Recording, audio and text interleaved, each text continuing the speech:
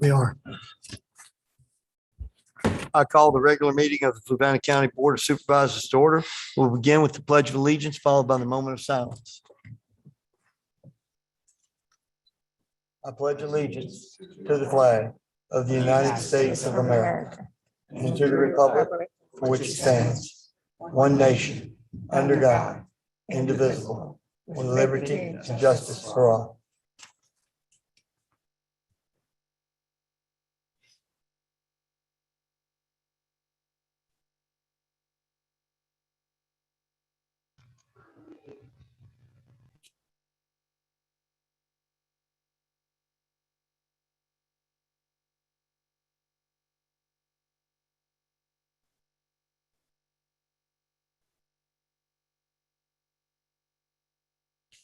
Thank you very much. Do we have an adoption of the agenda?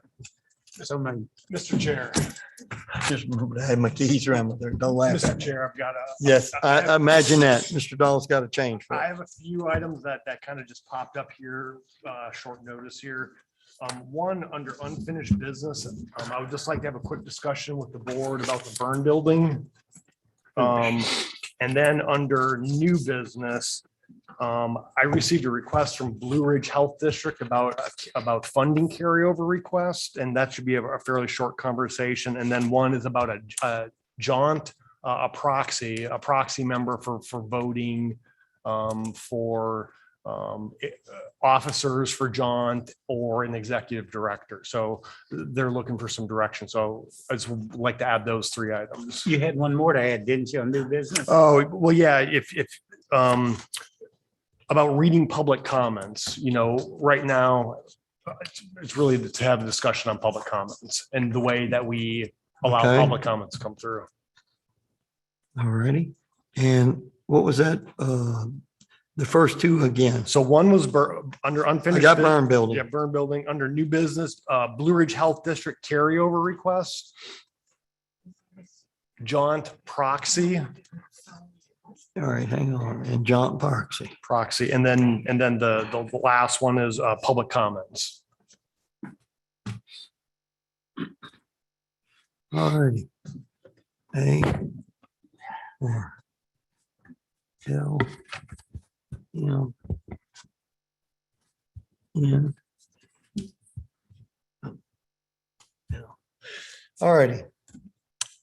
So do we have a motion for the adoption of the agenda with the changes made? So made. Do I have a second? Got a motion made by Mr. Weaver, seconded by Mrs. Booker. All in favor, say aye. Aye. The acoustics are definitely better in here than they are in the other building. I'm sorry. Hear you. sir. I was like, oh my gosh, I gotta talk really quiet. Chair votes aye, motion passes 5-0. Long as you make sure that we're registering with you. Okay.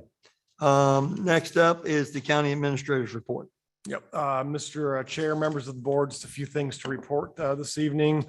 So one, a happy belated birthday to Mrs. Eager. We forgot it at the last board meeting, but September 9th, she had a birthday. And so like I said, happy belated birthday to Mrs. 29. Eager.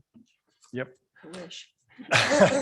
29. 16. Happy birthday. We also have some new employees to announce. Diamante Anderson, Family Services Specialist for Social Services. She started September 13th. Jordan Allen, a deputy in training for the sheriff's office. He started September 13th. And then we also had Julie Dane, administrative assistant for the Commonwealth's Attorney's Office. She started on September 13th as well. A little announcement. So the Government Finance Officers Association, VGFOA, has awarded the Certificate of Achievement for Excellence in Financial Reporting to Fluvanna County again for its comprehensive annual financial report for the fiscal year ended June 30th, 2020. Again, this has been judged on by a panel, and it seeks to look for high standards of the program.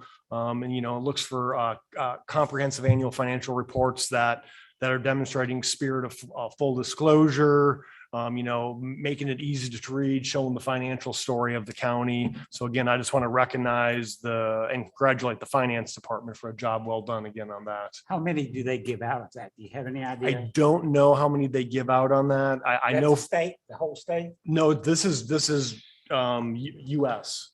Oh, US okay. and Canada. I mean, so Wow. you have to submit for it.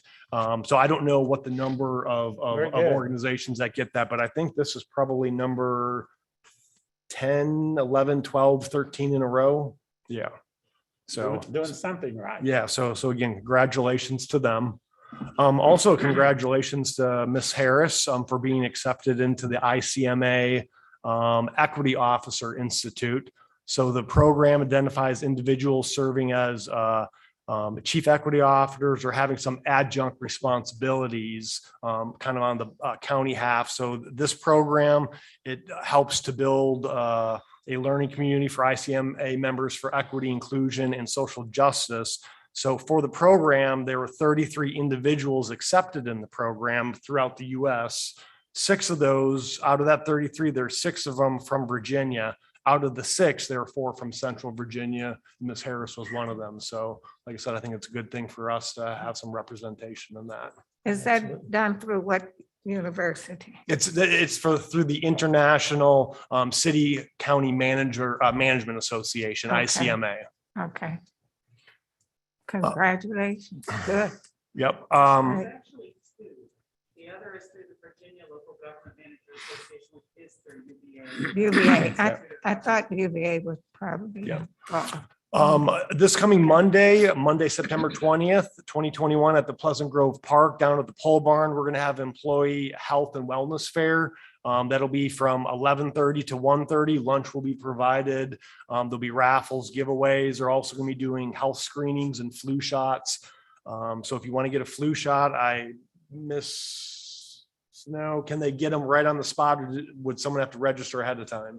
They have been registered ahead of time. There's a waiver that they'll have, but we'll have someone site. Yep. She knows something. Yep. So if anyone is interested, there is opportunity to get a flu shot at the Health and Wellness Fair this coming Monday. And a little butterfly garden rededication. So the butterfly garden out at Pleasant Grove Park, the butterfly garden's been there for how many years, Mr. Spitzer? 2014. So 6, 7, 8 years. So through the generous donations from the Rosnagel family, they donated a lot of materials for this. Really, the butterfly garden's there, but to make it and keep some of the critters, namely Bambi, out of there, they wanted to put up some fencing and protect it. So you see they made a nice gate and they put a lot of, taller fencing around it to protect the butterfly garden, fencing materials. And then there's also a special remembrance for garden companion Randy Beck. And then there's some new interns that passed the classroom portion of the Master Gardeners training program. The butterfly garden members, they want to invite anyone from the community for a rededication ceremony that they're going to be doing this Saturday, September 18th at 10 a.m. out there. And that is it. And then also, some upcoming board meetings. October 6th, we have a 4 p.m. regular meeting here in the Performing Arts Center. October 20th, we have a 7 p.m. regular meeting at the Performing Arts Center. And November 3rd, we have a 4 p.m. regular meeting.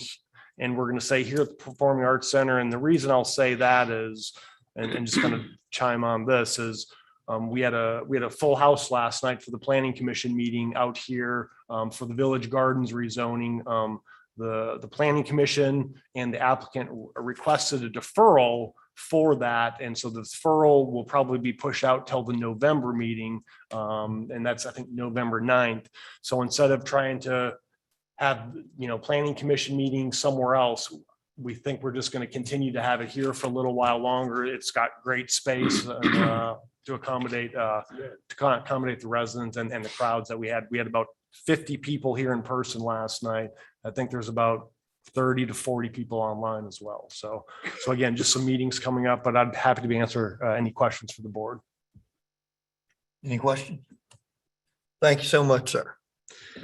Now I'll open the first round of public comment. Anyone wishing to address the board, please step to the mic, state your name, address, keep your comments to 5 minutes on topic and direct it to the board. Also, please remember, if you are here to speak to one of the public hearings, please wait until that public hearing comes up.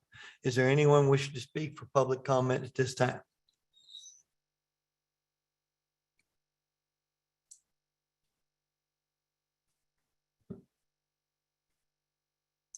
I'm Susie Morris. I live at 6840 Thomas Jefferson Parkway, Palmyra, at Quaintly Farm. Property rights.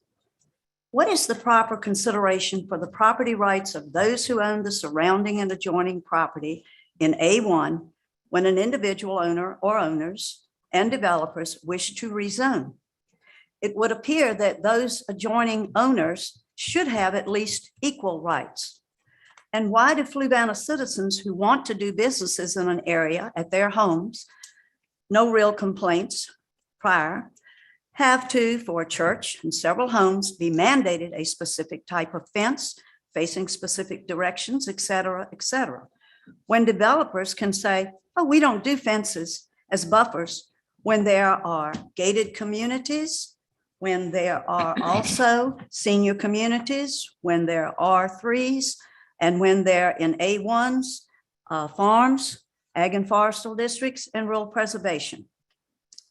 But they offer a 3-board fence to appease those at Tufton Lake. 3 boards don't keep anything out, not animals, not kids. Why are individual landowners ignored?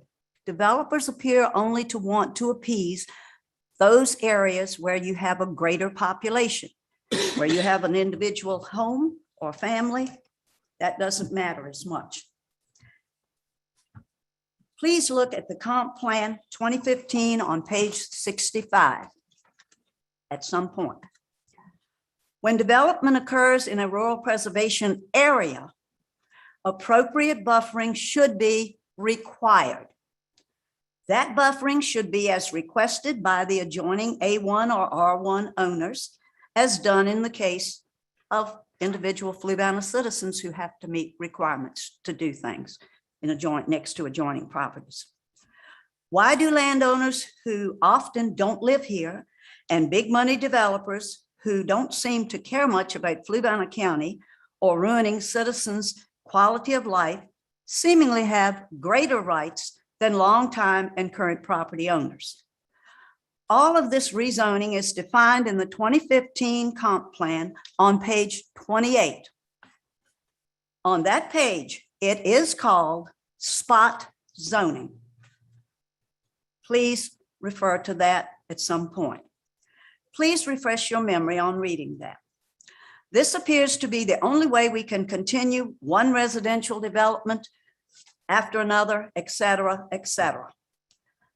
If this continues, the people who have invested in their homes, farms, and businesses who live here are doomed.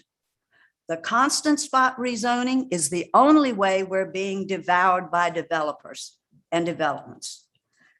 People here should have equal or possibly greater rights, property rights, than those who come here to make money or who sell Fluvanna out at our expense and destruction of current citizens' quality of life and investments in forever homes.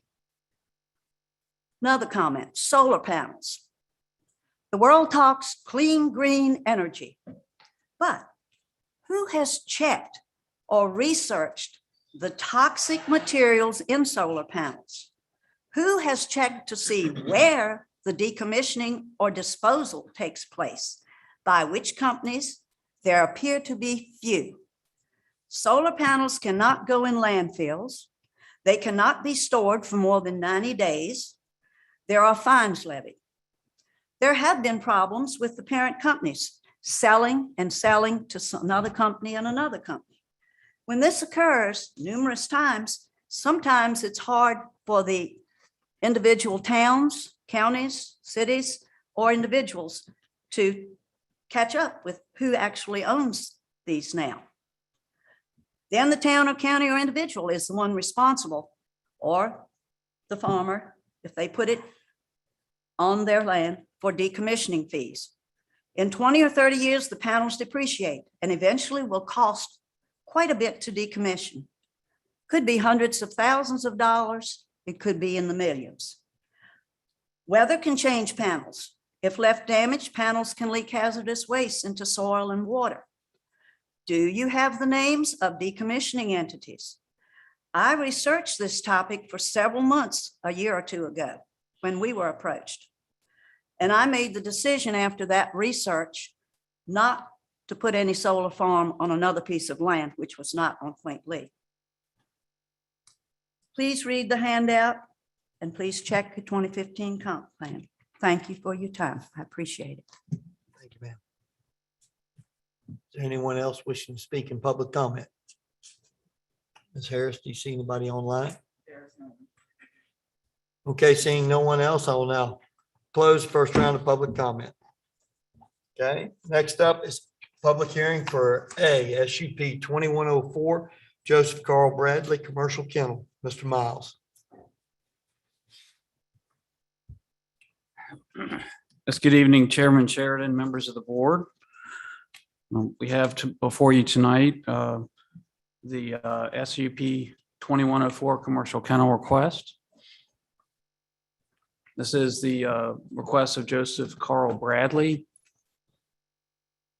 a special use permit request within the A1 Agricultural General District to permit a commercial kennel with respect to 5 acres of tax map 23, section A, parcel 30, and located at 5464 Venable Road. The subject parcel is located within the Rural Preservation Planning Area and in the Columbia Election District.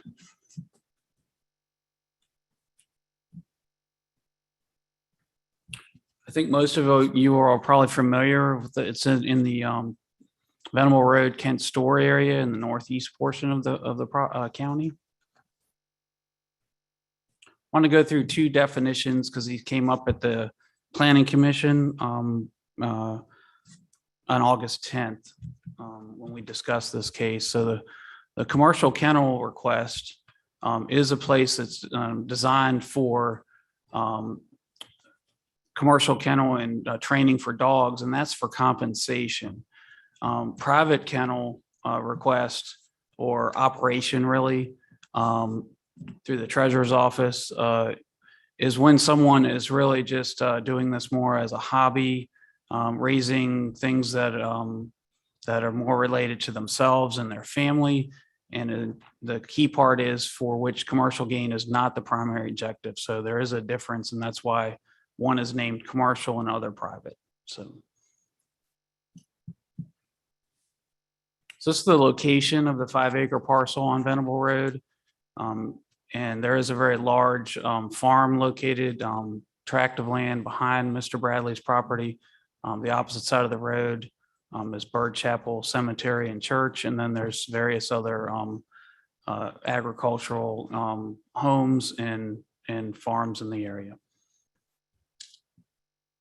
So we began working with Mr. Bradley, I believe, in March or April, right before Easter, with him relative to the use of the property, and indirectly what I think brought him in the office was his commercial kennel building plans. So what we had him do, myself and the building official, Andy Wills, we met with him and he provided the proposed building and plans. What you see here is kind of the final iteration of the building plans. It went to the Planning Commission on June 8th.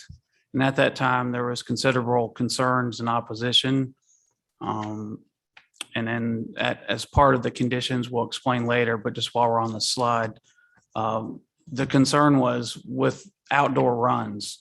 And you'll see in the top right-hand corner where he's initialed the most recent set of plans on the portion where the outdoor runs, and actually what you see in the larger picture in the center left is where the outdoor runs are. The one in the lower right portion, which is the, I believe, the north side of the building, then that would be where outdoor runs would not be permitted. So it was an attempt by the applicant and also the community to make it clear that there'd be only 10 outdoor runs and not 20. The building couldn't be later upgraded to additional commercial outdoor runs.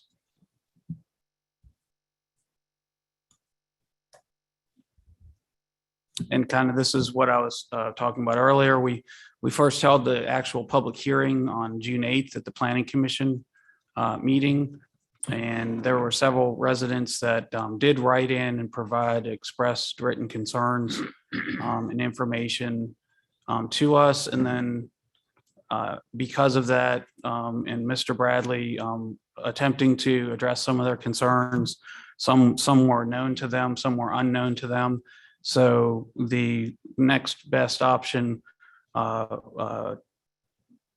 Zimmer of the Columbia District asked if Mr. Bradley would take a 60-day deferral, which he did, and asked staff, myself and Jason Overstreet, Senior Planner, to set up a conference call because we were still pretty, we weren't sure we were coming out of Governor Northam's mandate and so forth around the July 1st timeframe. So we set up a conference call, conducted that with Mr. Bradley and several of Mr. Bradley's neighbors, myself, Mr. Overstreet, and Mr. Zimmer, and Mr. Mel Sheridan. So along those lines, the meeting was very productive. Mr. Bradley had put into some measures and some information himself on the property. I think basically invisible fence, other barking collar type things. He was trying to do everything that he could with his own dogs and then client dogs that he would eventually have on the property. Then after this community meeting concluded, Mr. Overstreet and indirectly myself worked with Mr.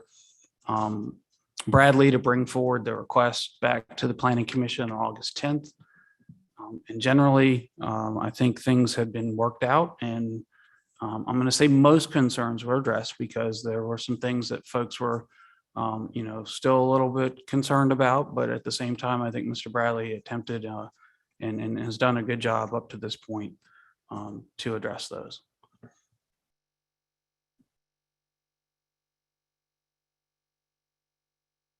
So what I'd like to do before Mr. Bradley comes up is kind of go over, a lot of these are regular special use permit conditions towards the end, but up front, the conditions are built more for this commercial kennel request and specifically on this property. So it's your standard condition that it only goes to Mr. Bradley.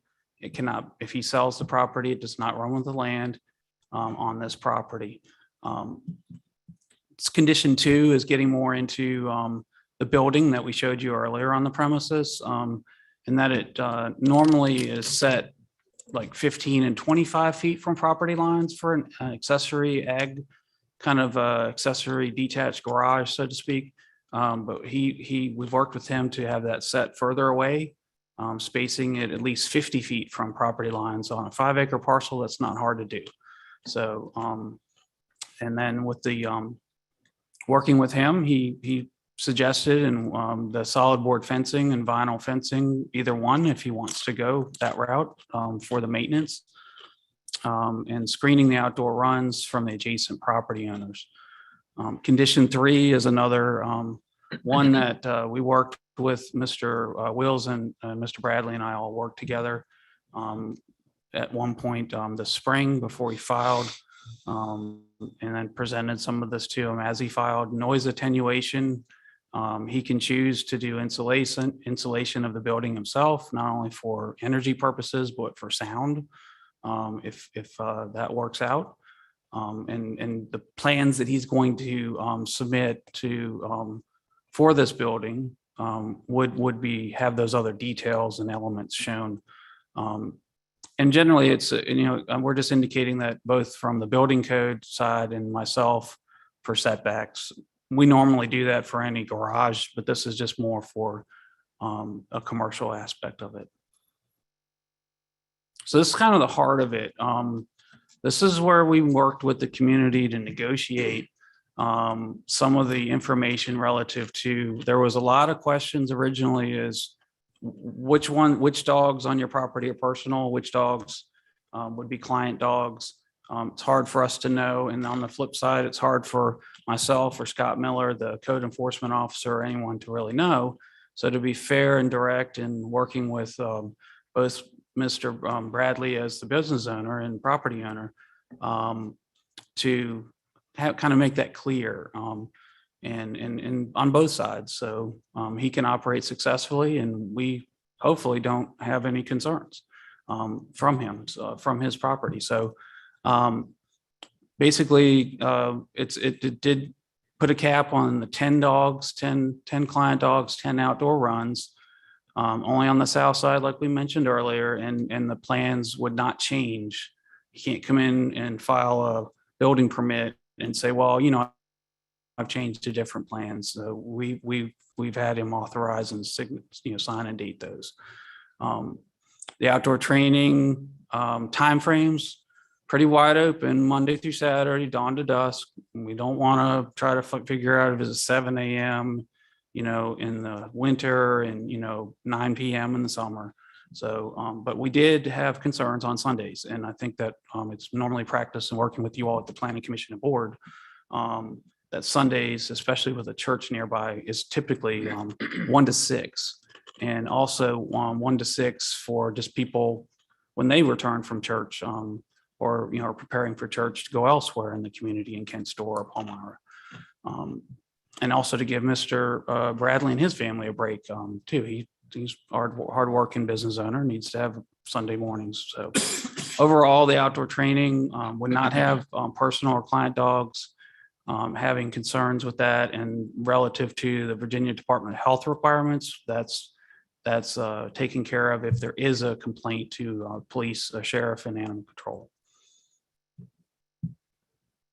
So a lot of these are your final 3 conditions that really remain unchanged that you see on most of our special use permits. So we did try to keep a lot of the uniform things where we were working with them on the front to middle end of the conditions. The key part or key thing to let you know, Mr. Overstreet did work with throughout the summer with the Sheriff's Department and Animal Control Office, and the calls for service relative to concerns were not shown. Major Wells did look for us for other calls or concerns. There were things that basically I would say were unreported, but things that were looked into as opposed to official filing of a complaint. So really at this point, I would be able to answer any questions. And also, I believe Mr. Bradley wants to come up. He has indicated, to come up and accept the 8 conditions as presented. He's interested in accepting the 8 conditions. And if you all have questions of myself first, or if you'd like to hear from Mr. Bradley. Does Yeah. anyone have any questions for Mr. Miles? No? Okay, Mr. Bradley? Good evening. My name is Joseph Bradley. My address 5464 Venable Road, Kent Store, Virginia. And I'm here to accept the conditions and answer any questions anyone may have. Y'all have any questions? I think you've done a remarkable job to satisfy the concerns that the community has had. And many people have 10 to 20 dogs, hunting, people who train dogs to hunt. So thank you for doing this. Thank you. All right, hearing none. Thank you. Good luck. All right, hearing no questions, we'll open the public hearing. Please keep your comments to 5 minutes on topic and direct it to the board. Is there anyone who wishes to speak at this time? Ms. Harris, do you have any on? No one inside? Okay, seeing none. With no one else wishing to speak, we will close the public hearing. Any questions, comments from the board?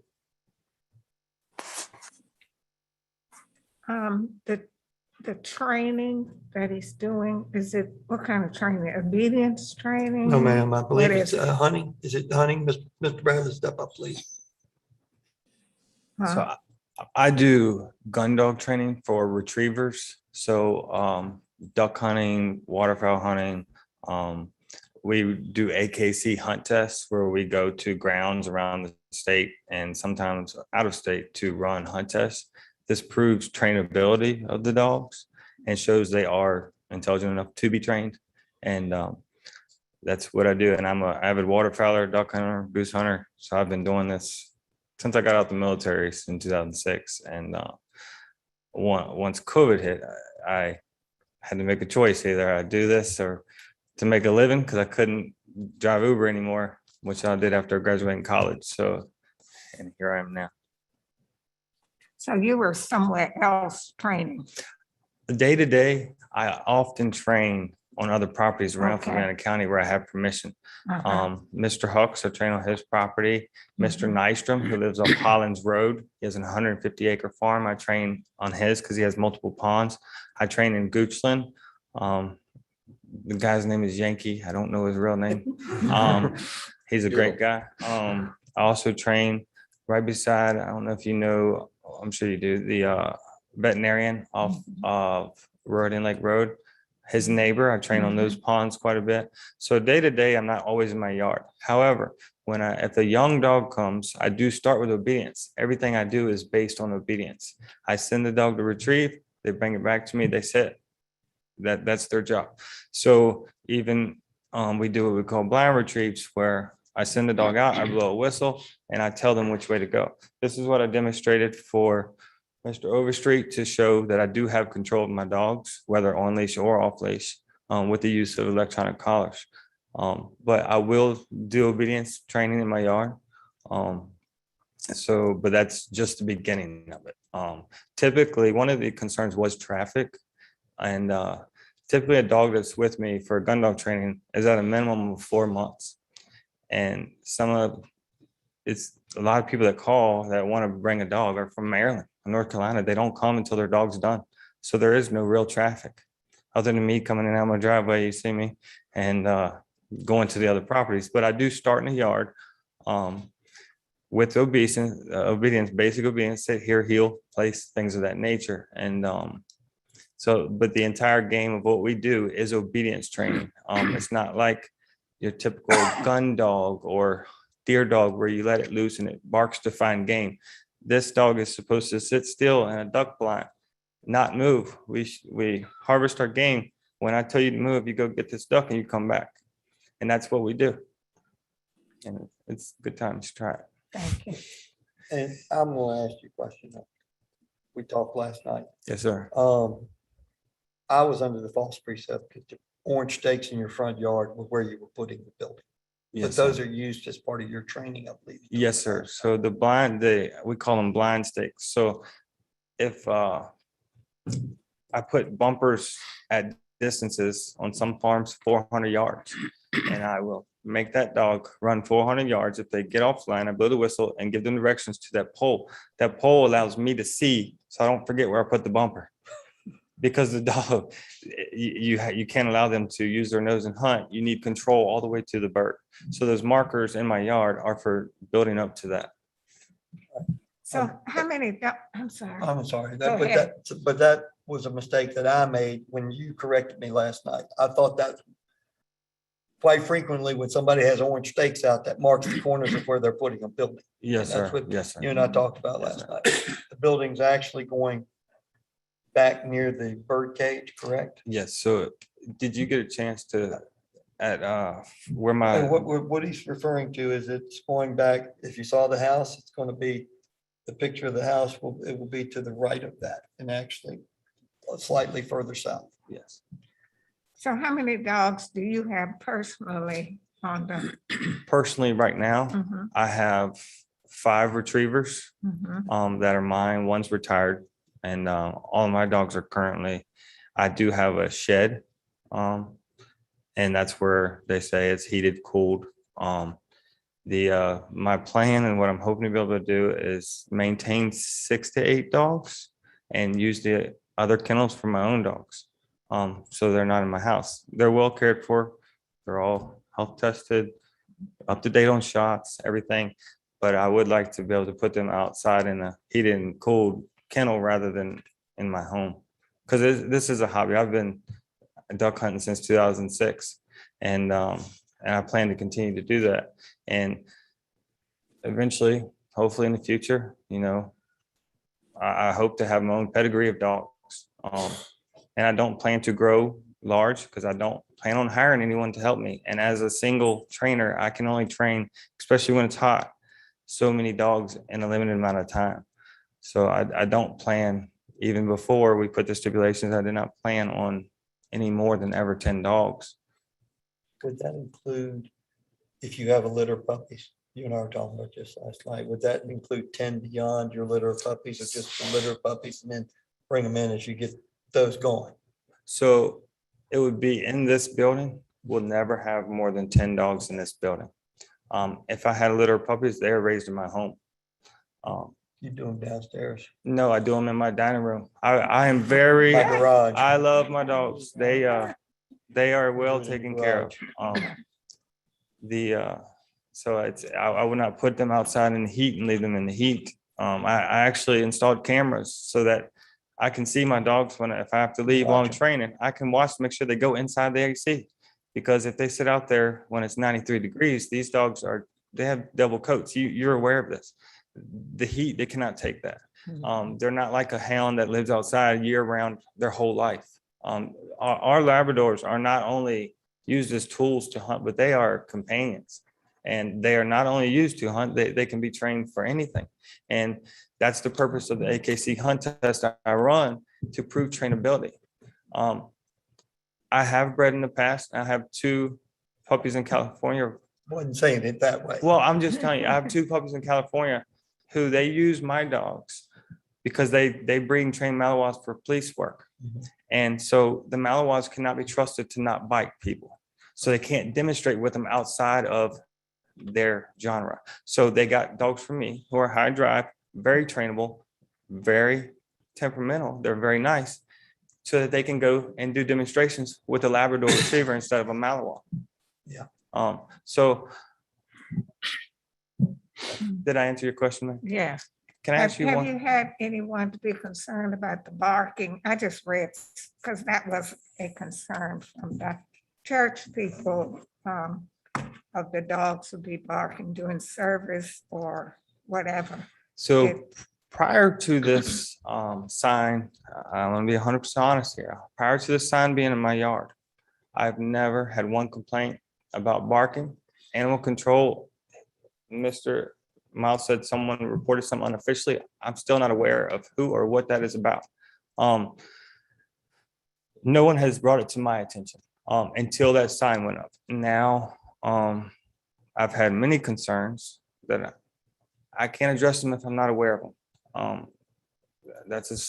And I will do anything I can to appeal to my neighbors. That's why we are willing to do insulation. The dog doors we're planning to put is where I can close them at night. They can't go out at night. But along with some of these concerns, there was some confusion because there are packs of hounds around the properties of the farm that surrounds my house. And I've had complaints from people 2 miles down the road of my dogs barking, but there's a hound kennel across the street. I don't know how we can differentiate between which dogs are which. Because I have one neighbor that's very close, right across the street. And we explained to them we were willing to insulate, we were willing to put them inside. When Mill Sheridan was at a community meeting, I explained to him if there's a funeral, because the biggest concern was we can't plan a funeral. So we can't put it in a regulation to where we can have you forced to put the dogs up. I told him, Mr. Sheridan, I've lived here 10 years. I know when a funeral is coming because first the tractor comes to prepare the site.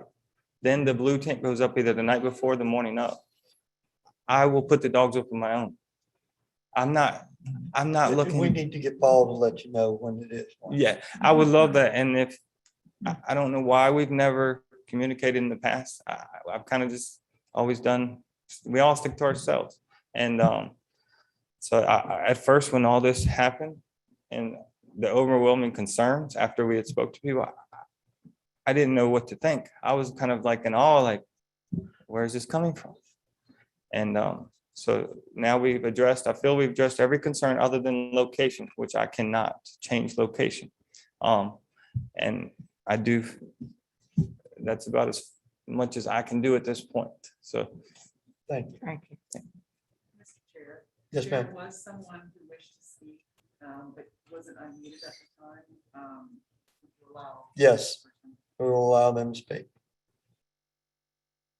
I don't have a name, I'm sorry. They're in- Do we have a number? It's the iPad, it looks like. it just says iPad. Okay. If you would like to speak for the public comment or public hearing, please go ahead, state your name and address. Patty Rayner, Broken Island. Yes, ma'am. I wanted to just echo what Mrs. Morris had to say. Oh, Ms. Raynard, are you yes. talking about this specific public hearing that we're in right now, or you want public comment, ma'am? Comment, but I just Okay. wanted to comment. Ms. Raynard, I will ask you, I hate to do this, we're in the middle of a public hearing. If you would wait for the second round of public comment, ma'am. I apologize that we didn't get you the first time, but we absolutely want to hear what you have to say. But this doesn't have to do with what we're doing right now, ma'am. Thank you. I apologize again, but we will get you back the second round of public comment. Okay. Hearing no others, do we have a motion? I'll make a motion. I move that the Board of Supervisors approve special use permit 2104, a request to permit a commercial kennel with respect to 5 plus or minus acres of tax map 23, section A, partial 30, subject to the 8 conditions as recommended by the Planning Commission and the Fluvanna County staff. Second. Yeah, motion made by Mr. Weaver, seconded by Mrs. Seeger. All in favor, say aye. Aye. Aye. I wish you luck and I'll do what I can to help you, but the chair is going to vote nay on this one, the closest tombstone to the house. Anyway. All right, motion passes 4-1. Mr. O'Brien, I'm going to ask you if you'll take over for a second. I'm going to step away and take a break. Okay, next we have ZTA 2102, Solar Generation Facilities, Douglas Mile Community Development Director. Thank you, Vice Chair O'Brien and members of the board. Yes, this is a countywide zoning text amendment for solar generation facilities. What we're looking at with you tonight is kind of a staged approach. We worked with the Planning Commission in a work session back in April and May, and this was coming out of the 2021 General Assembly changes. And in 2020, there were several proactive and positive changes for solar, especially for, which we'll get into in a minute here, for localities where in the past 5 or 6 years, when we've been working on solar projects with developers and site agents, there haven't been things that we felt were beneficial to communities and localities, and that's now changing. So I'm going to read all the things with just the A and R. Probably, yeah, Just the A and that's the R. a lot there. Yeah, so this is an ordinance amendment, and it's mainly for Fluvanna County Code for definitions, which we'll go over. Definitions and then uses permitted first by right in A1, R1, R2, R3, R4, and B1. Then BC, which is the business community convenience, and then in I1, I2, and MHP zoning. What that is the accessory type scenarios for solar, and that's a 15 kilowatt, which we'll go over in detail here shortly. Then you have the breakdown of everything for uses permitted by special use permit. In the main district that you would see some of these in is in A1. In B1, BC, I1, and I2, we would have limitations on that, and they're minor scale and utility scale solar generation facilities. So I first want to start off by letting you know that our Fluvanna County schools and Sun Tribe Solar, who's here local in Charlottesville, that we had a very good partnership as the county, Fluvanna County Schools and Government and Sun Tribe Solar to get all 5 of our schools, Carysbrook down the street here, Central and West Central, Fluvanna Middle School and High School. And actually the lower part of my comment there has been updated in talking to Mr. Wills today, that it's not just some schools now operational, all schools now are operational. I haven't been in some of the inspections and fields things with them this summer. They've been wrapping those up. So all of our schools, to include the high school with them on the rooftop, and then at West Central, Mr. Wills indicated there's some limited rooftop applications. So what this has done for Fluvanna County in a partnership with Sun Tribe Solar will carry our school system well into the future for energy sufficiency and sustainability. And so that was something that once when I arrived here 2 years ago that I really enjoyed working with Rich Levy, who is the pre-construction and construction vice president and manager. We had worked with them, and also Bowman Consulting, who did a lot of the engineering work. They're out of Henrico County. So we're going into basically understanding the utility scale is the main thing that we're trying to work on and explain to you all tonight. These type of uses, properly conditioned and screened and buffered, are very passive land uses. They have low government service requests, low noise, low emissions, and solar energy production back into the electrical grid. So we don't have a lot of concerns in Virginia, but some of the other parts of the county, the country, excuse me, do have concerns of brownouts and issues in Texas, California. And so some of those things that are occurring to them now could happen to us in the future if in working with Dominion and CVEC and so on, we can strengthen the electrical grid. So these are the 3 solar definitions that we presented in the work session to the Planning Commission in April, and they recommended on to you all. We spent some time over the summer working with a lot of the utility scale solar folks who are interested. And they're actually working through it's called the PJM Dominion system, where they get into the system and go through the requirements at the state level and with Dominion and with their other providers, other co-ops, like CVEC here. 85% of the county, as you all know, with broadband and energy coverage, is energy coverage for CVEC, and the other 15% is Dominion. So solar generation facilities, minor scale, that's less than 2 megawatts. The example of the one that you've seen so far is the Sun Tribe Solar one you all did in Cunningham Solar right there at South Boston, just outside of the roundabout heading towards CVS on your right-hand side. A lot of people in the community think that it was on the other side, on the Catholic Church side, because they cleared the property. No, they didn't clear cut that property for Sun Tribe Solar's facility in conjunction with CVEC. So that first siting scenario, Sun Tribe was very helpful in working with us to not have clear cutting going on.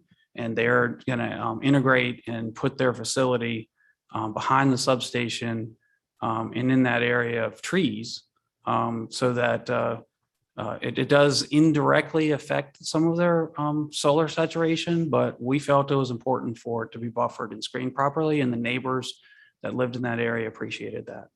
So, and actually spoke at the, I think y'all's Board of Supervisors hearing. So What was the rough amount of acreage used there? that was a very small tract. It was 67 acres.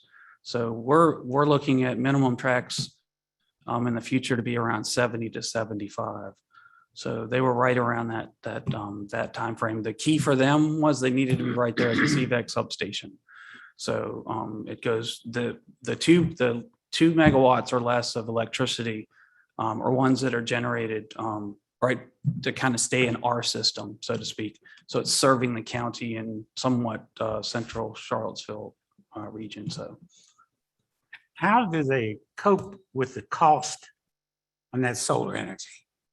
You've asked that before. when I we went sure to- did, and I Yes, had you an did. answer for it too. Well, and yeah, one of the solar providers that I've been working with, and I'm not sure, he may be online tonight. He wanted to answer that question for you. So Kurt Judy from Power 174 Global.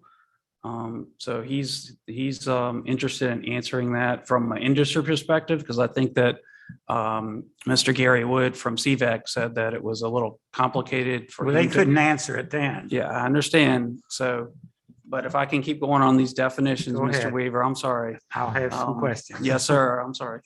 The small scale is the one that we were talking by right. So these are not more than 15 kilowatts of that electricity. They're really just systems that serve rooftop arrays for like our high school, like if it were an industrial building or a building like down in Zion Crossroads. It's only serving and being utilized by that building pretty much, or a grouping of buildings in an industrial park. So they're becoming self-sufficient. They're providing their own power within their own network. So we're not asking for them to go through any zoning approvals. For that is provided that they do our normal buffers and screening as we normally would have them do in an industrial park to screen dumpsters and outside storage. The last one and the most important one that we're working with you all tonight is the utility scale solar. And that's 2 megawatts or more. And that's where we also worked we're working with the community to understand some of these utility scale. I've actually been communicating with several individuals this summer out in the Shores Road, Rockfish Run area, where some people are interested, some providers are interested in doing this. So we've been educating them, and as of up to today, I was emailing information, and one person may come on tonight. So those are the 3 definitions. So recapping 15 megawatt, and here they are here to break down the definitions. So they're just straightforward. 15 kilowatts, small scale, that's your warehouse building or commercial use. Minor scale, 2 megawatts or less, like SunTribe Solar, or utility scale facilities, 2 megawatts or more, going into the overall power grid through an electrical transmission line. So you ask what electrical transmission lines do we have in the county? These are all ones crisscrossed throughout the county. Anywhere where transmission lines, like in the central western portion, where the lines are crossing, that's where they want to be.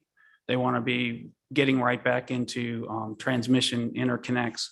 And then also we're working down towards the area where we just worked with you all in the Dominion landfill this summer.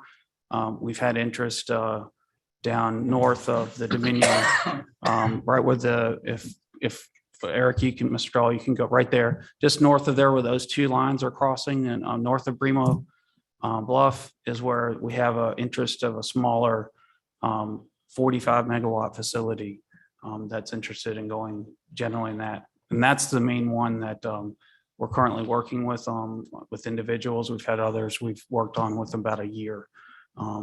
So this is just kind of providing you, these are the panels that are that tilt and rotate with the movement of the sun and the curvature of the earth for solar saturation. And so also letting you know, what have we been doing up to this point, basically in the last 5 or 6 years. Major utility has been the definition. It's really not anymore suitable, meeting the Virginia General Assembly changes in the last few years. So we would like to work to get the major utility removed because it really describes more and defines the reverse of that, the electrical transmission line process, as opposed to creating and generating energy. But it does work. It's been used for the purpose up to now. what we really want to do in order to come in compliance and change for the changes is this text, is the utility scale solar. And these definitions are basically coming from a lot of the state level definitions that DEQ and the State Corporation Commission. So we always try to keep these definitions in line with what the state's doing. So when they're going through and reviewing the requests, that we're in compliance and they don't have to ask us to change our definitions. So kind of recapping, minor scale, utility scale, they're mainly going to probably be incurring in the A1 zoning district for both uses, either the minor or utility. Like I mentioned, the solar, Cunningham Solar is example. Utility scale in the next 6 months to a year, we're going to start seeing more of those coming out of the queue for requests. And the one that most of you all have asked about and know about is the one up on Little Creek Road, just south. That's the Cornell Solar one that was done prior to me here. And that was the 15 megawatt facility just south of, I'm sorry. That's the one near Better Living. Yes, sir. Yes, it's right there at Little Creek and Palmer Farm Road is there. So that one actually, even though it's, I think there originally was concerns that it was in getting into our industrial park, but in actuality, a land area, it might actually serve as a buffer between kind of industrial uses in the next 10 or plus years and residential that's already existing. So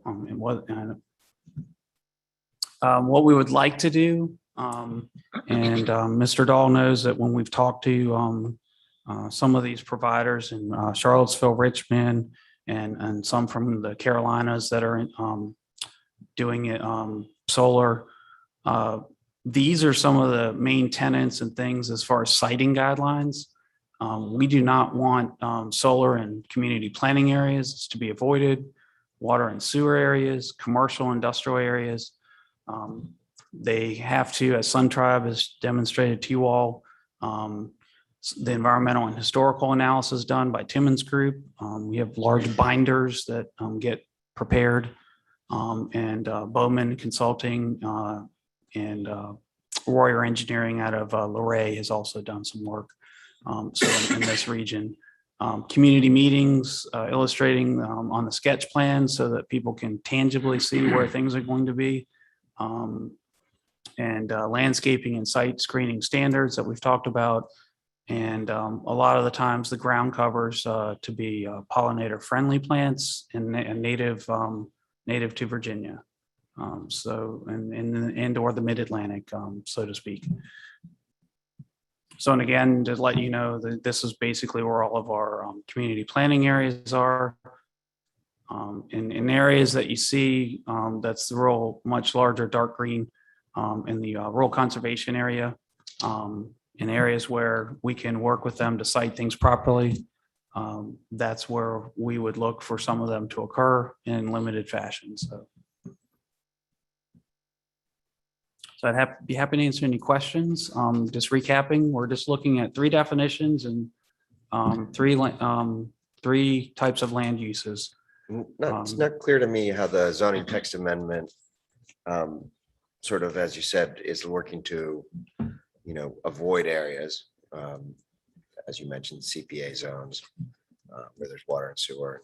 And, my frustration with what was passed at the Coronal Farms there was that, the county was investing an awful lot of money to build out what's ultimately a relatively limited amount of space that we have for commercial development. Mm-hmm. How does the ZTA address those concerns other than stating we don't want to do this? What's preventing somebody from actually still saying, I want to put it in that CPA zone?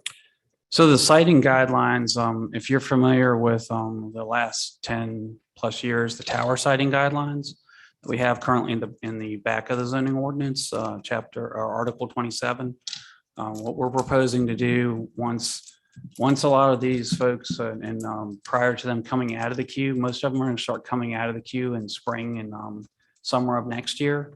We want to come back in the new year with some siting guidelines. We have worked with our consultants and different people that we've talked to in the industry. relative to siting guidelines that are very similar. And Eric, if you can go back to the slide right before that. I'm sorry, maybe you have to, yeah, right there. So we initially proposed 75 minimum acre tract and 750 maximum area, and the tract size and locations. And as far as what we're working on is we're trying to create the tower siting guidelines. We're waiting for a lot of the State Corporation Commission and the General Assembly changes to occur. We worked with a Commonwealth Energy Partners out of Richmond recently, and they said that as of July, a lot of the changes are going in. And once people start coming out of the queue, we would have a solar siting guidelines prepared and adopted for that. So the goal is to get applications brought through in a similar fashion to what we've been doing with, and I don't mean to keep saying Sun Tribe Solar, they're the only ones currently working with us. But we've also, I would say this, a lot of times the solar energy providers ask us, what is the temperament or the climate for solar in your community? We're one of the smallest counties in Central Virginia and Virginia, other than Greene County. We do not have the land mass that a lot of times these people are looking for. You have to remember that and we have not had interest from individuals other than Virginia and the Carolinas up to the point, and then we started receiving interest from companies like Samsung and Power 174 Global. They're a California firm. So we've made it clear to them that our locality is not interested in having the large tract ones, and they've actually worked with us to find siting. The Power 174 Global has interest in going on top of our old landfill and remediating some of that as part of one of their projects that they would propose. And I don't know if Mr. Kurt Judy is going to talk tonight or if he's just listening to see what's going on. But he's based out of Ohio, Columbus, Ohio. And he's interested in finding out how this goes tonight, and then the siting guidelines that we look at with him and other companies. Once it's rezoned, or is there a rezoning process or not? There's no rezoning. No It's a rezoning. special use permit in most districts, but that's where, remember, you all are more in control of that as a special use permit, conditions imposed as opposed to proffered conditions through a rezoning. Is that typical for most of the other counties where they don't require rezoning for this purpose? Correct. That's right. Mr. Miles, Yes, ma'am. in your report, you said that under fiscal impact, additional revenue may be received up to 1,400 per solar megawatt that is used. Can you explain that? Sure. There's two options that I've discussed with Mr. Dahl, and we're going to, in conversation with Mr. Sheridan, Mel Sheridan, excuse me, Chairman Sheridan. And so what you have is an option of $1,400 per megawatt times whatever that megawatt site is, or per year. So I'm sorry. Thank you, Eric. Mr. Dahl. Or larger counties who have more of a robust machinery and tools tax type thing, they actually will look for the machinery and tools tax and doing these different ratios. We are considering more the 1,400 megawatt per megawatt per year at this time. But that is something that's going to have to be formally kind of chosen by the board. Staff will come back to the board with a recommendation on that. So as Mr. Miles said, we'll be working with Mr. Sheridan, kind of going through, looking at, what is the structure of our taxes and how would those solar assets be taxed versus if we were just to get a flat $1,400 per year for an infinite amount of time, with some of our taxing mechanisms right now, stuff depreciates over time. So, you may have something higher and then value is going to go lower, or you could just get a flat amount for a certain period of I time. thought they were exempt from taxation. They're no longer exempt. So they Actually, were, but they're no they longer. were, Yes. yes, sir, Mr. O'Brien. And And so that's the, grandfathered in, correct?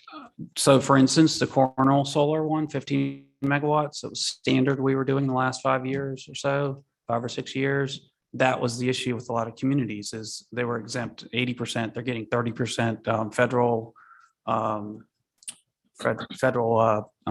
subsidy taxes. So what were they doing? They were coming into communities and just laying out solar and of course, the landowners, just like towers for the last 15 or 20 years are getting revenue.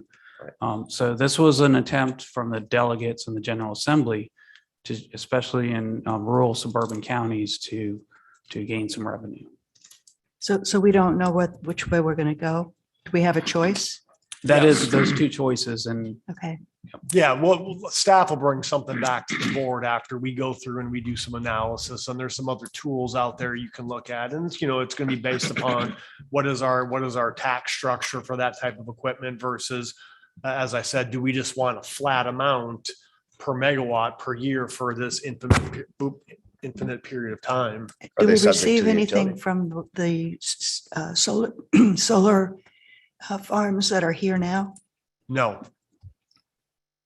And that and the taxation part will come directly to you at the board as a county code thing. It won't come through the planning commission. and So to- their grandfather, they wouldn't be part of that? The 15 megawatt facility, yeah, that's indirectly somewhat grandfathered. As they change and upgrade things to swap out panels or whatever, there in the future, there may be changes. There's constant change going on to gain revenue from these facilities that was seen as a error on the General Assembly's part to do that. So I think it's an opportunity for localities to continue to have individuals like David Blount and at the TJPDC bring that up, and you all, when we do our legislative breakfast and things like that. So with really this officials. piece tonight, this is kind of really the first step to get the definitions in our zoning ordinance for what, to really discuss utility scale solar. And there's going to be some additional phases from there, looking at the taxation piece, looking at, the size of, minimum, maximum sizes for these types of solar projects and stuff. So right now, are they, would, under the new legislation, they're subject to real estate tax, machinery and tools tax, utility tax too? The way Dominion phases now or not? I don't know. No, they're not, but I'm sorry, Mr. Bryan, they all, in any case, they're in working with Mr. Sheridan's office, and we let the property owners know who are negotiating with them. If they're in land use program, there is the possibility of rollback taxes, and that's to be negotiated with the individuals who are leasing the land to them for 50 years or 35 years, whatever the term they're looking at. So we proactively make sure in any discussions and community meetings that landowner or is aware of that. So, and a lot of times those people are letting them know that, but. And if the landowner is billed, he probably has the right to pass that bill on to them and be reimbursed. Correct, and that would be. Getting paid for it. Just like in towers in the past, you're getting $1,500 a month to have the tower on your property for such a long time. And so the same thing applies here. Yeah, just like if you have a rental property, you're generally probably going to pass on any increases in what your property is onto the person renting your property. So it's going to be similar. Okay, and then another question I had is over under, you said rooftop arrays do not require zoning approval. Ground mounted arrays require zoning approval as accessory structures. My question is the accessory use approved administratively? Yes, we're kind of treating it like the panels are almost like a large storage shed, and they need to beat setbacks because they're on the ground. They're a fixture or structure. When it's on the roof and it's behind a parapet wall or screened and you don't even see them, we're just having the building inspections department do electrical permitting and structural mounts. But when it's on the ground, and we actually prefer rooftop for its structure rather than the ones on the ground, but it just depends on the lay of the land and the tree cover and everything. So, but there's those two options. We're always trying to keep two options available. Long term, you're probably not going to see a lot more on the ground. Like in the old days, the huge satellite dishes, and then they became direct TV dishes, and now they're like little tiny things. So the technology, we are really interested in getting everything mounted so it can't be screened behind the parapet wall, or like we did on the high school in the West Central.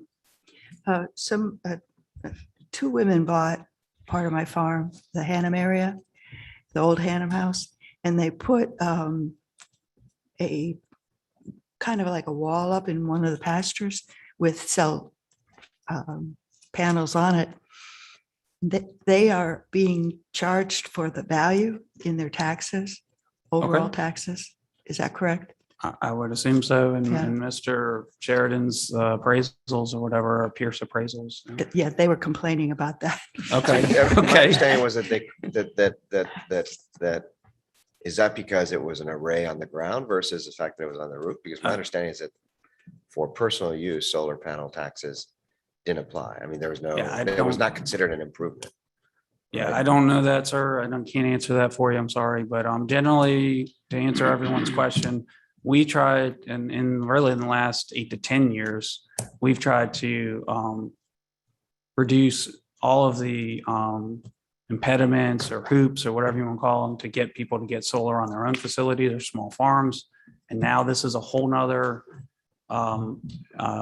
opportunity or advancement to do it with solar in commercial or other larger settings.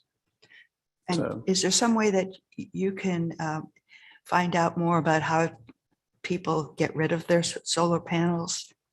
Yes, yeah, well, actually, in Mrs. Morris's comments, there are actually, let me say it this way, in the western areas of the states, of the United States, there are decommissioning, or not really I want to say decommissioning, their swap out teams that go in and they're, change some of these things relative to that.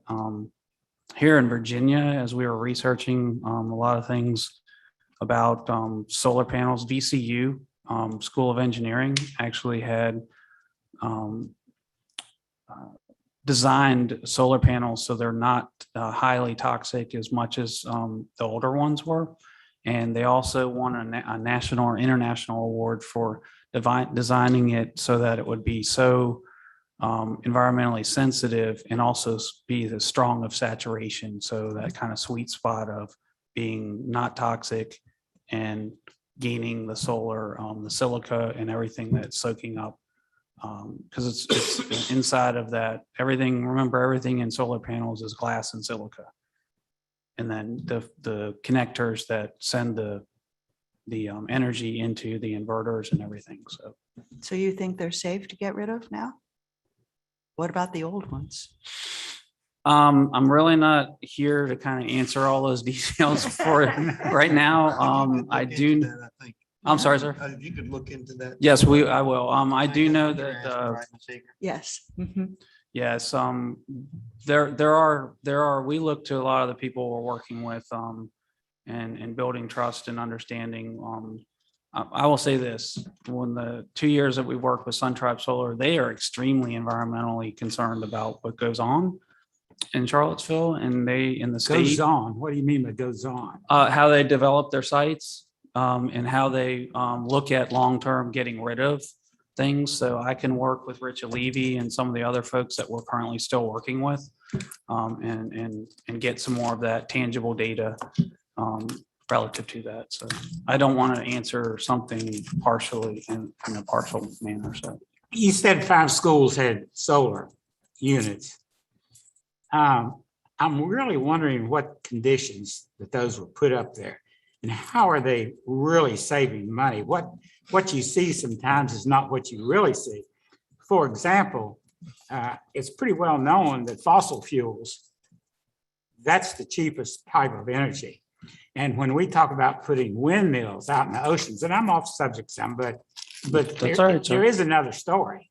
Windmills are one of the most expensive forms of electricity. And that's the problem with government. It's either subsidized someplace to make it look good, or or it's too expensive for the average person actually to get involved with it. I've been involved with it. My daughter has been involved with it. And I tell you, it's all been subsidized. Mine was subsidized. Hers was subsidized. In fact, hers was, quote, supposed to have been subsidized. And it fell through and she had to pay a tremendous amount. And it was not cheaper after it was all done and the contract was signed. Yes, sir. So you really need to look behind the scene. Yes, sir. And I agree. I'm a solar guy. Mhm. I love solar energy, as most people know. I have 2 on my house and it heats the water up to 180 degrees. It'll burn you. So I like it, but it was subsidized. So when we say Yes. it's cheaper, somebody's paying the difference. That's all I'm saying. Mr. Weaver, I'm right there with you. I'm cautiously optimistic about what we're doing in a lot of this thing, the activities with solar. And anyone in the solar industry will tell you that solar is not going to be the end all to everything. It's just supplementing and providing additional. That's right. So, But no, you're going to pay more for it.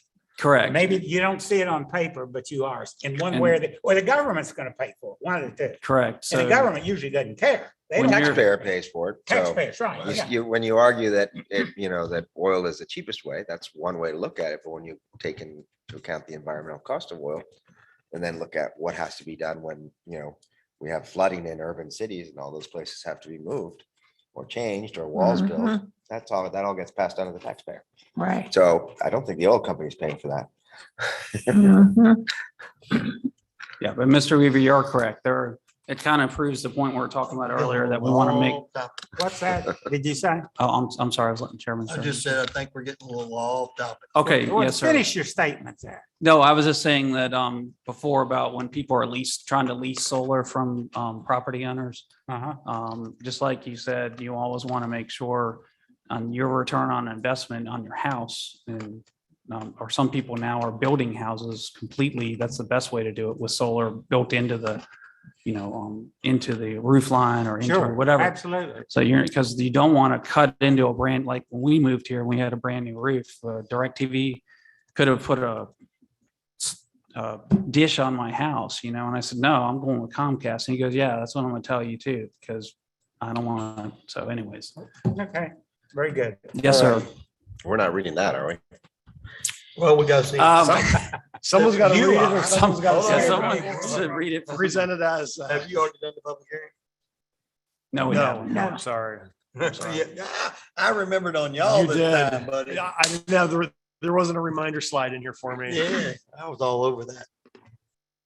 All right, not hearing it, hearing no other questions, we will now begin the public comment. Anyone wishing to speak, please state your name and address and keep your comments directed to the board. So anyone wishing to speak to this at this time? Ms. Harris? No one is raising their hands.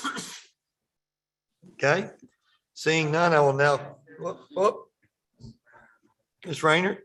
did you Yes. want- Did you want to speak to the public hearing on solar? Yes, I do. Yes, ma'am, go ahead. Okay, so I agree that, you know what, there is a cost to everything. And solar is not cheap. It is not the fix-all that it sounds like it will be.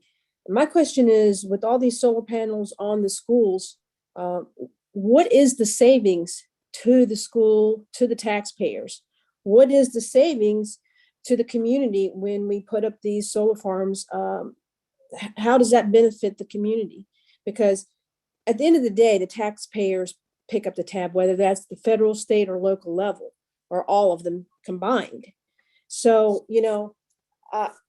if there is no benefit and it's just costing more money, I don't understand why we are investing in that.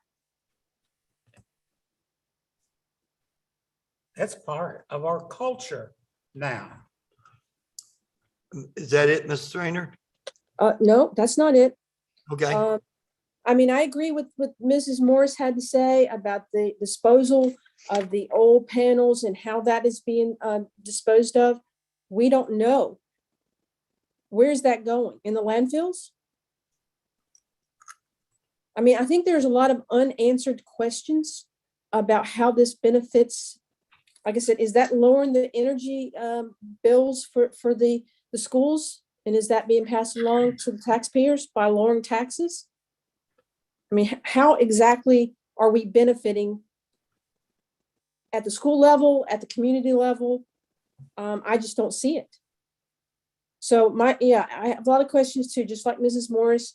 I think I echo exactly what her concerns are, but anything that sounds too good to be true is usually too good to be true.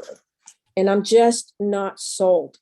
I get that people think this is a cultural, movement, but I don't see that. And that's just like the electric cars. I don't see that either, because those massive amounts of batteries that generate massive amounts of heat goes in the landfill. And that is a tremendous replacement cost. And it goes right into the environment. So those are my concerns on the solar things. I have other concerns about other things, but I guess I don't get to speak about that now. Is that right? Correct. This is dedicated to the solar issue, ma'am. Okay. So those are my issues with solar. And Thank you, my ma'am. questions and my concerns. Appreciate you calling in. All Okay, right. can I just make one more comment about the subsidized? Whenever anybody says subsidized, that just really hits a point with me, because subsidized only means we're passing that on to the taxpayer. So the taxpayer gets to pay, but they don't get the benefit. So I'm subsidizing as a taxpayer, and everyone else who pays their taxes is subsidizing solar energy, but they benefit in absolutely no way from that.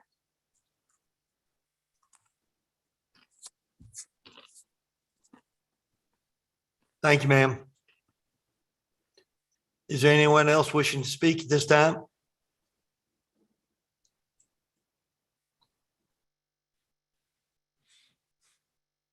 No one, Ms. Harris? All right, I will now close the public hearing. Are there any other questions or comments from the board? Okay, do we have a motion? I move that the Fluvanna County Board of Supervisors adopts a resolution entitled "An Ordinance to Amend Chapter 22 Zoning of the Fluvanna County Code by addition of the definitions under 22-22-1 definitions, use permitted by right in A1 zoning under 22-4-2.1, in R1 zoning under 22-5-2.1, in R2 zoning under 22-6-2.1, in R3 zoning under 22-7-9.1, in R4 zoning under 22-8-2.1, in B1 zoning in B1, 22. under 22-9-2.1, in BC zoning under 22-10-2.1, and I zoning under 22-11-2.1, in I2 zoning under 22-12-2.1, in MHP zoning under 22-13-2.1 to permit a small scale solar generation facility and uses permitted by special use permit in A1 zoning under 22-4-2.2, in B1 zoning under 22-9-2.2, in BC zoning under 22-10-4, in I1 zoning under 22-1-2.2, and I2 zoning under 22-12-2.2 to permit a minor, Oops, hold on here. I was trying to I make know. it smaller so you could see. to what permit a minor scale and utility scale solar generation facility. Second. You got a motion made by Mr. O'Brien, seconded by Ms. Seeger. All in favor, say aye. Aye. Opposed? Chair votes aye, motion passes 5-0. We'll now move forward with the adoption of an ordinance approving the formation of a joint regional cigarette tax board. Mr. Dahl. Mr. Chair, members of the board, we've talked about this a great deal, so I don't want to belabor it too much. So again, just some definitions from the Code of Virginia allows for local cigarette taxes. They're authorized. It was approved July 1, 2021 by the 2020 General Assembly. Localities kind of given more of the taxing authority as cities. We can localities can charge up to 40 cents per pack. And then it also in the code, it talks about regional cigarette tax boards. And it talks about the authorization and the creation of those regional taxation bodies.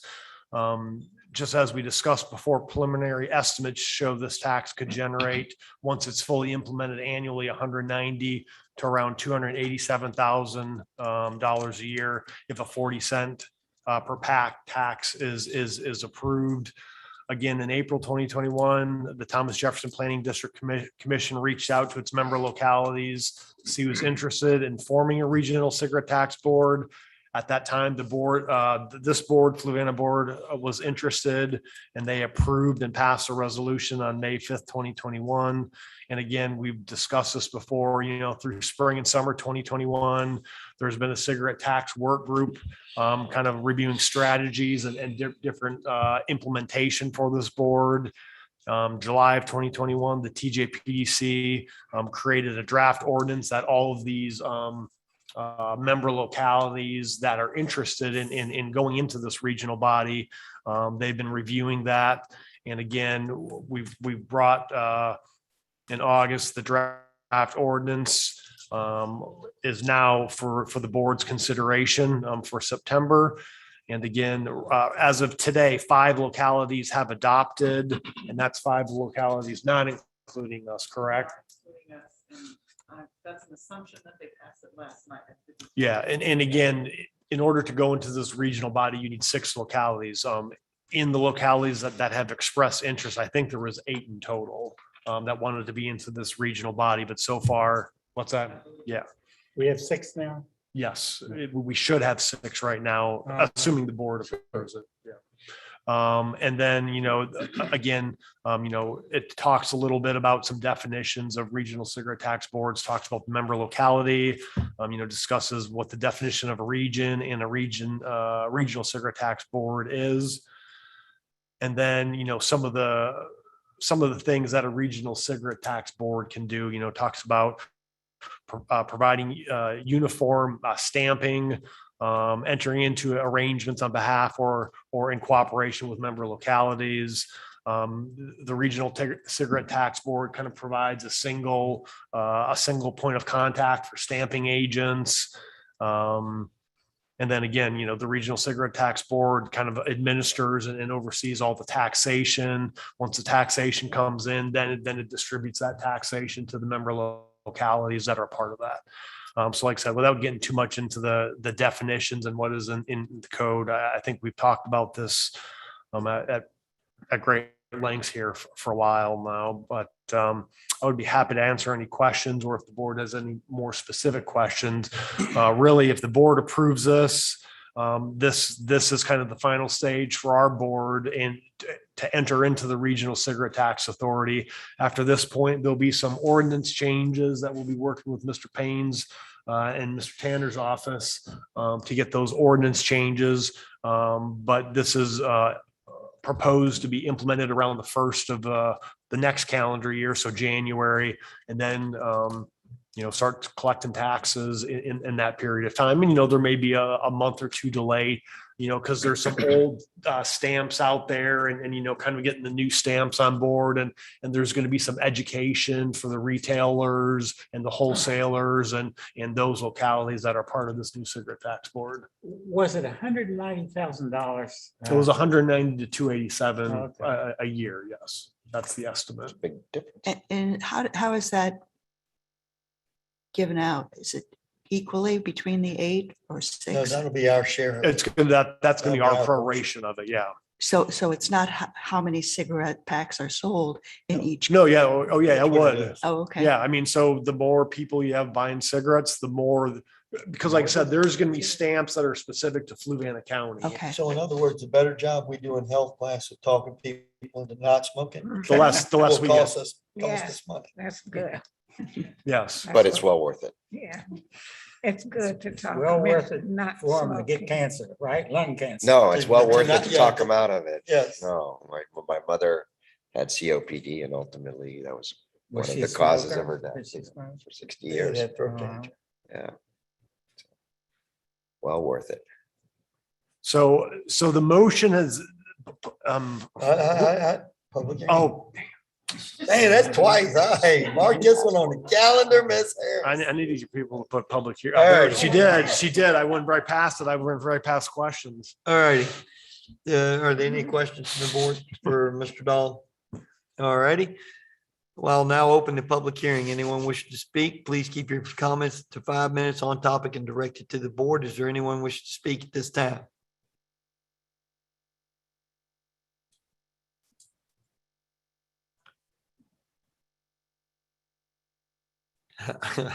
I'm not laughing at y'all. I'm looking down there and I see one, I show up. I see him with a cigarette quite often, but I'm not gonna say anything.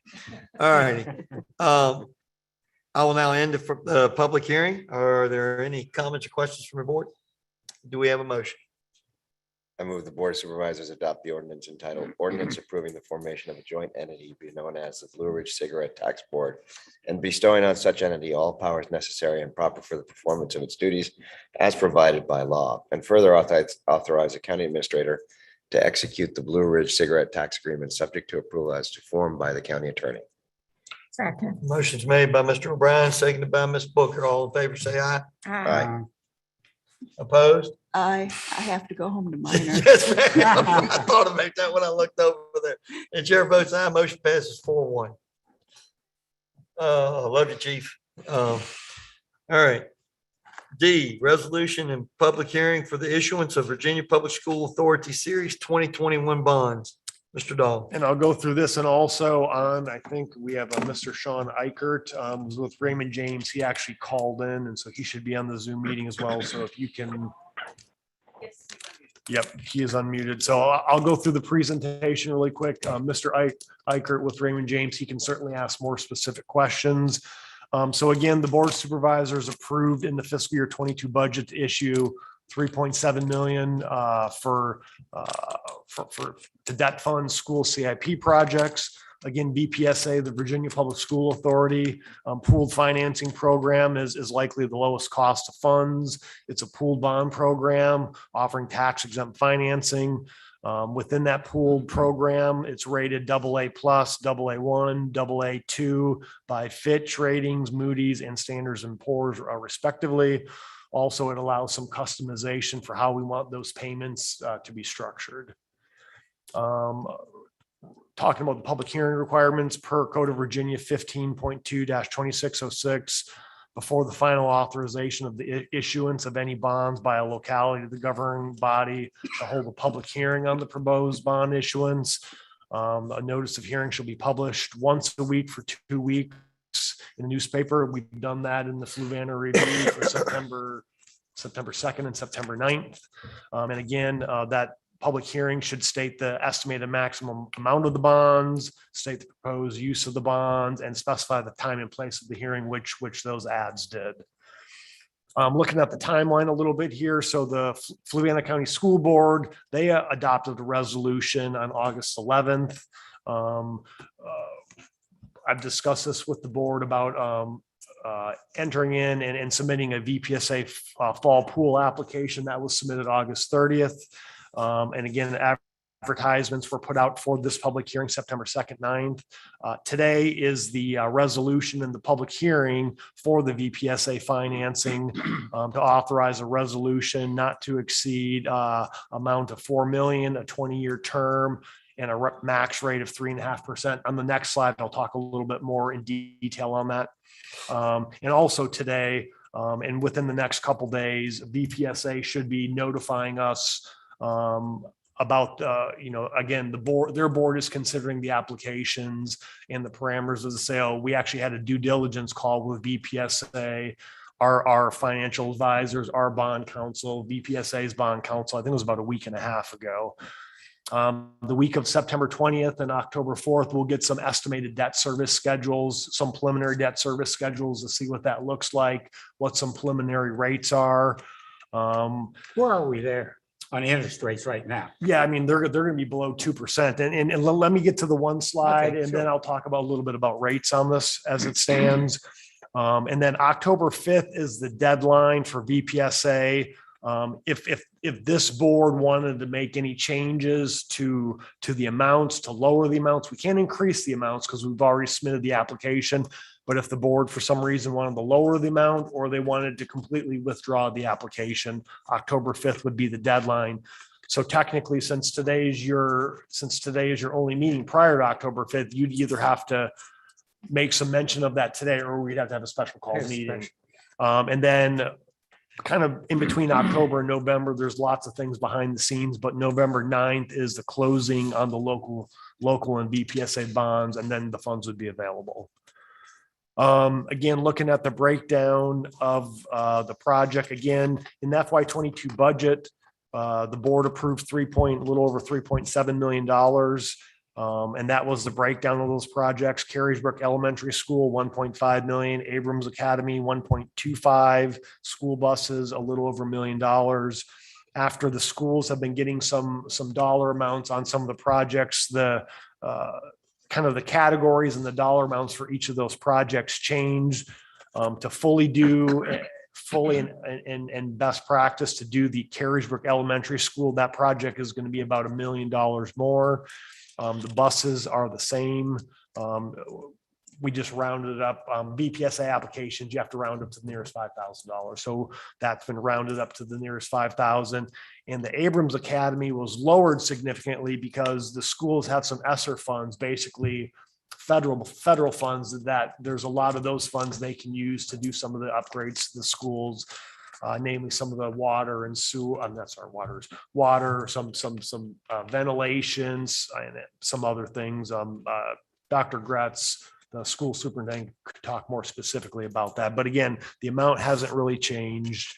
To talk a little bit about the rates, as Mr. Weaver was asking. So in our budget, we had budgeted for the FY22 budget and estimated conservatively for 10 years at 2.75%, which was the buses, 20 years at 2.6%, which was Carriesbrook HVAC and Abrams renovations. The debt service would be roughly about $295,000 a year.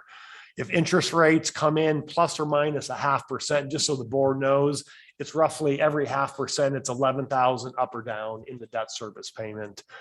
Again, in this resolution, what the board has to approve, they have to approve a not to exceed, because once you approve this and once it goes to sale, let's just say, for instance, that the board said, you know what, we think interest rates are around 2% right now, but we don't want to authorize anything above 2%. Well, if it comes in at 2.01%, we can't move forward with it. So this is just really a not to exceed. So again, if the interest rates, say worst case scenario, the interest rates happen to come in at the 3.5% that's in this resolution, that would equate to roughly 20,000 more in the debt service payment than what is budgeted at the 295. I can tell you from speaking with Sean Eichert, and he can talk a little bit about some more specifics. Looking at rates today, they're below 2% right now. So, and speaking with them, you know, there is a little bit time to go before this closes, but we're not anticipating anything crazy. But again, anything can change in that time. But looking at where they are today, we're below 2%. So my 0.5%, you know, we're going to probably be roughly, you know, $15,000 to $20,000 below what's budgeted for that. So, and I would be happy to answer any questions. And I know Sean Eichert. Sean, do you have anything you want to add as far as rates or the resolution in general? No, I think you've covered it well. Happy to answer any questions. But yeah, I think at present, you know, interest rates have remained favorable here for a number of months now, and we're hopeful that they will continue to be favorable, you know, in mid to late October when the bonds are sold and those rates can be fixed permanently. Any questions for anyone? Thank you so much for tuning in tonight. We appreciate you being here. If I hear no questions, I will now ask, do we have a motion? Public Oh, hearing. you got me this time. Daggone it. All right. I will now open the public hearing. Anyone wishing to address the board, please keep your comments 5 minutes on topic and direct it to the board. Is there anyone wishing to speak at this time?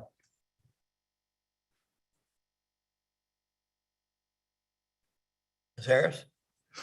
Okay, hearing none, I will now close the public hearing. Do we have a motion? And again, please look at the screen. I just put one little kind of clarifier on there in red, but otherwise it's basically the same motion. I move the Board of Supervisors approve the resolution entitled resolution authorizing the issuance of not to exceed $4 million general obligation school bond of the county of Fluvanna, Virginia, to be sold to Virginia Public School Authority and providing the form and details thereof, which shall be for a term not to exceed 20 years and bear an interest rate not to exceed 3.5%. Second. Motion made by Mr. O'Brien, seconded by Ms. Booker. All in favor, say aye. Aye. Aye. Opposed? Chair votes aye. Motion passes 5-0. All righty, folks. We have no action matters. I see no appointments. We are on to presentations. Community Investment Collaborative Loan Fund Update. Stephen Davis, President of the Community Investment Collaborative. Good evening, Good evening. Mr. Chairman, members of the board. It's a pleasure to be here. I'm Stephen Davis with the Community Investment Collaborative. As you hopefully are aware and remember from previous times I've addressed the board, CIC, we are a what I used to say is a micro enterprise development organization, but as of January of this year, we are a certified community development finance institution. CDFIs are U.S. Treasury Department certification to help under-resourced and underserved communities throughout the nation. And so that certification says that we follow good lending practices and specifically serve those communities. And so that certification is a big opportunity for CIC to serve the region. Fluvana being a leader in setting up your loan fund 9 years ago was a helpful contributor to helping us get that certification. So that's one big change. The other change that you've probably heard, we are also now the host as of January 2020 of the Central Virginia Small Business Development Center. So they are part of our operation. And so you hear from maybe Rebecca Haydock, our director, at times about the SBDC and its service. And I'll give you a quick update on that in a few minutes. Move on to the next slide, please. Just a reminder, our core programs are education, 16-week workshop. We offer microloans of up to $35,000, mentoring and networking opportunities for entrepreneurs who are starting and growing businesses. Can go into lots more detail on all of those, but I'll just give you updates on what we've been achieving. Next slide, please. The big number that I kind of point out a lot, for every dollar CIC has spent since our creation 9 years ago, we've returned $5.65 in wages from new jobs that have been created from businesses. And that's just the wages. That doesn't count all the economic activity that those businesses have. And so we've created, as you can see on the metric there, 203 full-time equivalent jobs have been created. Not all of them have survived, but still that number, the number of surviving jobs is around 175, 178, but they did exist for 1, 3, 4 or 5 years, depending on the business and that they were in. So that's the big picture of what CIC has achieved. What we've been doing specifically in Fluvanna County, hit on the next slide, across our programs. You can see it. This is a slide that shows you the number of clients served in Fluvanna County since we started in 2012, starting at 2 entrepreneurs in our very first workshop. And then each year you can kind of see the growth. And there was some significant growth in the last couple of years, both in our 16-week workshop as well as across the other programs. So that's a big part. We've continued to see that. And I'll tell you a little bit about how we've gotten there as well. But the big part of my update tonight, and that was also included in your materials, was an update I sent this summer. That's a part of our MOU with Fluvanna County about our loan fund. So it was originally a $45,000 loan fund created back in late 2012, early 2013. You modified the conditions on it a couple of years ago to allow us to lend to a broader base of Fluvanna businesses, basically not restricting it to only people who do our workshop, but other businesses who've been operating for 6 months. And so for a number of those years, up until that update a couple of years ago, we had not fully deployed that fund ever. We had done about 30,000 in loans out of the 45,000. And so it's been underutilized. Last year, you gave permission to allow us to use some of those funds to do as a part of what we call the Fluvanna Recovery Fund, which is a larger part of the larger regional business recovery fund, to do loans for businesses impacted by COVID-19, providing at that point last year emergency working capital for businesses who had, suffered injury and needed that money to kind of get through the really rough last summer that existed in the business community. And we had used that to do, I think it was 4 loans last year with those funds specifically. And then flash forward this year, we've done a couple more loans with that recovery fund for folks who kind of ideally, hopefully not going coming out of the impacts from COVID with their businesses. But a lot of businesses have significantly spent down reserves or delayed equipment purchases or those types of things. So the second round of recovery loans has helped people do that. You got purchase a piece of equipment that they maybe delayed last year, or replace a piece of equipment, or do other things around delayed purchases because of COVID. So for the first time this summer, I can say the loan not only went past being fully deployed, but is fully deployed all at one time. So all out, payments are coming back. But for the couple of months in here, there was no funds available specifically from your fund. We do have another Fluvanna loan application right now, but we have other funds are available through the broader region, so we're still able to serve them, but all of your funds are being put to work. So as the chart shows there, you can see currently where we are.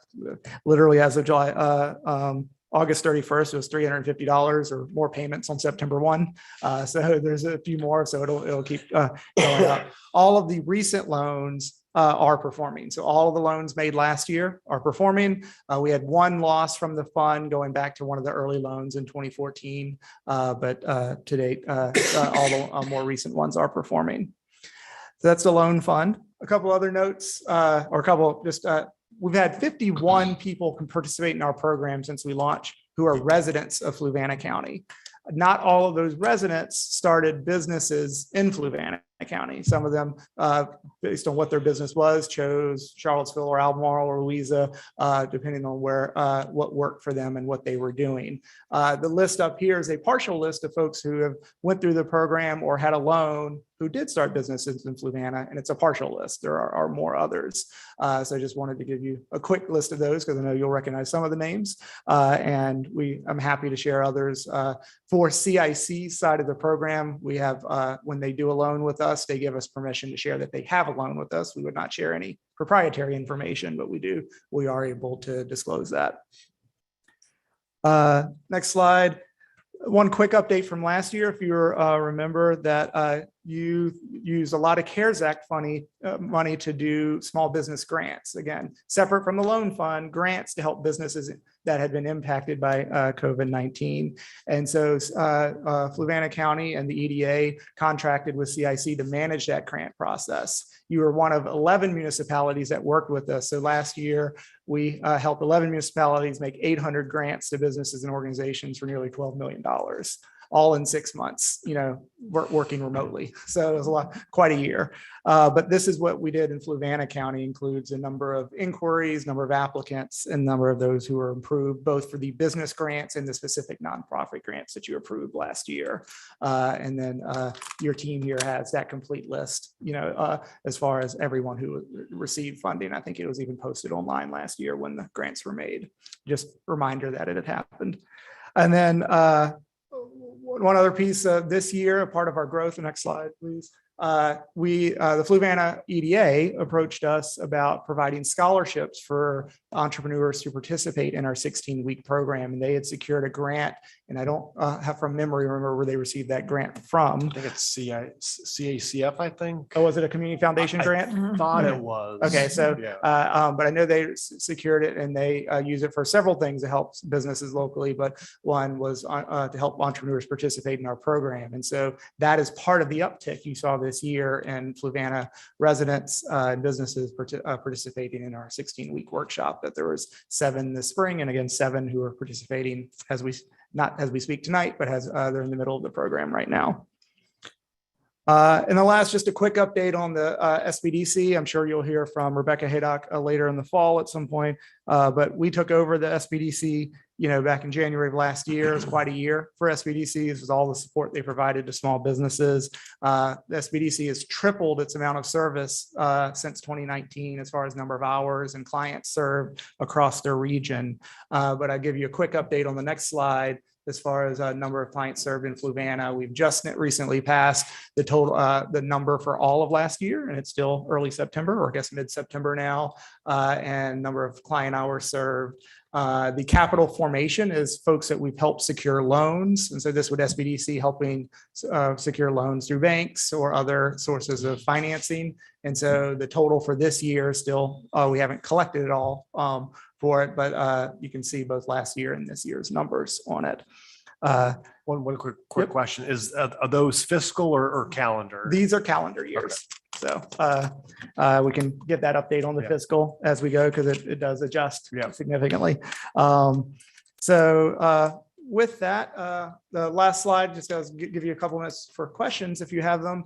A couple of programs and opportunities happening right now, if you know for us. So our loan fund and recovery funds are still available. So if you have know of folks who are growing the business or have been impacted and needing loan funds, CICs are available. And so please, have them reach out to us. Our entrepreneur workshop, we run twice a year. So the next one will start in the spring. Applications will open in November.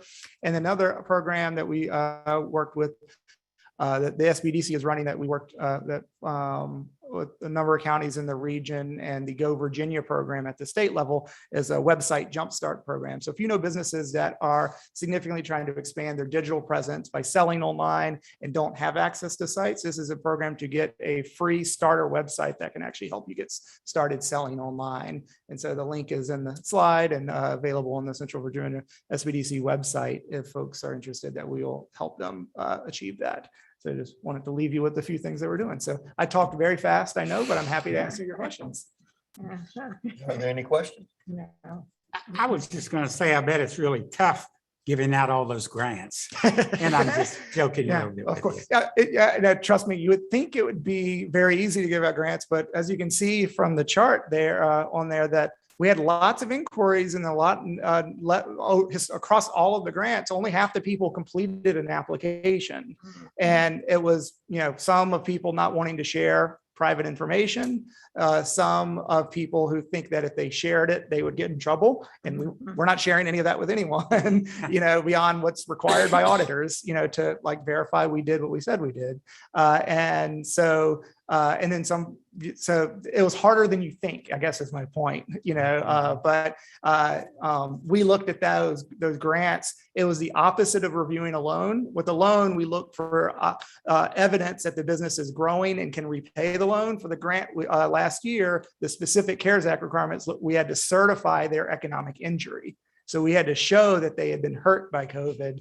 And so seeing some of that injury was challenging at times, because a lot of businesses took some very big hits, in those first 6 months. So I'll just tell you, I put one in with the driving school, but my problem was I worked too much when they put us back to work in June. I worked too much during the month of June. So I ended up almost making in June what I'd made in April, May, and June the year before. Yep.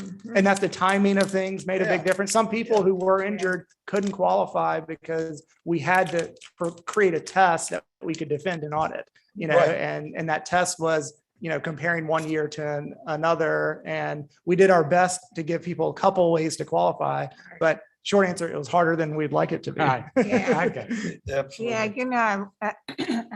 I knew a couple of people who couldn't qualify. And I always think about, what can you do differently to reach down even lower? Because the people with the greatest need, they're the ones that never come to the top. No, I don't know how you get there, because like you said, they don't want you to have to pay taxes in years. They don't want you to know all of that. And so they rather struggle than to put their personal stuff on the line so they can move up. So you need some psychologists to work with these people. And we had a lot, and if folks were willing to try, Yeah. we went to bat for a number of It's the people. trust factor. Yeah, that's the trust. And that helped with some of the folks that CIC had worked with previously because they knew Mhm. us and would trust us. But it was still challenging. And I Yeah. think, you sort of brought up your example, and I know that that was an issue of folks whose employees were contractors, right? The contractors are technically another business. Mhm. And so if the requirements for some of the programs had requirements as employees, they didn't count if they were 1099 contractors. Because one of the people that worked for me Mhm. got more money than I got Good. Yeah, through the thing because, Yeah. anyway, because she was a contractor. exactly. And she had records. So, Right. yeah, Yeah. but it was quite a year, I think, for all of us in many ways. And this was just another example, but we're continuing to work on all of these Great. fronts. So, happy to the partnership. I always share that Fluvanna County was the first community in our region to create a microloan fund with us. So we appreciate y'all's support and hope to continue growing that support for businesses in Fluvanna County. We appreciate your hard work. Thank you. Y'all have a All right. wonderful evening. Have a great, safe trip home. All righty. Next up is the consent agenda. F, minutes of September 1, 2021. G, priority dispatch system contract, Ms. Stoller. H, accounts payable report for July 2021, Ms. Melton. I, accounts payable report for August 2021, Ms. Melton. J, proclaiming October as Community Planning Month, Mr. Miles. And K, CRMF, FCPS, FCHS, HVAC, Children's Capital Reserve Maintenance Fund request, Mr. Striblin. And having said that, that's one thing I'm better say before I forget. They have asked a lot of questions. Notice it's not part of the consent agenda about what's going on with the schools and their solar.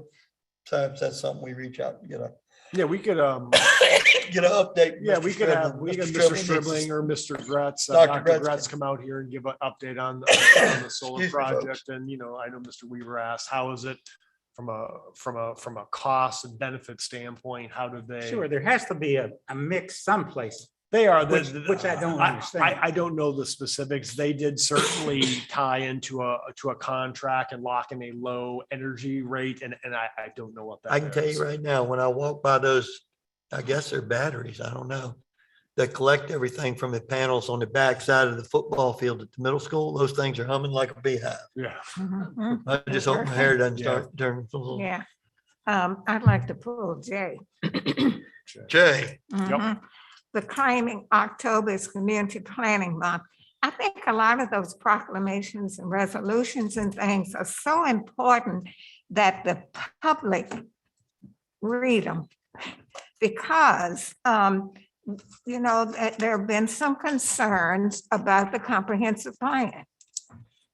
Whether there's been enough community involvement. And we need, when you read this, the original plan in 2015, when we rewrote it, we did pull together, when we first started off 10 years ago, we pulled groups together the first time we had the comprehensive plan.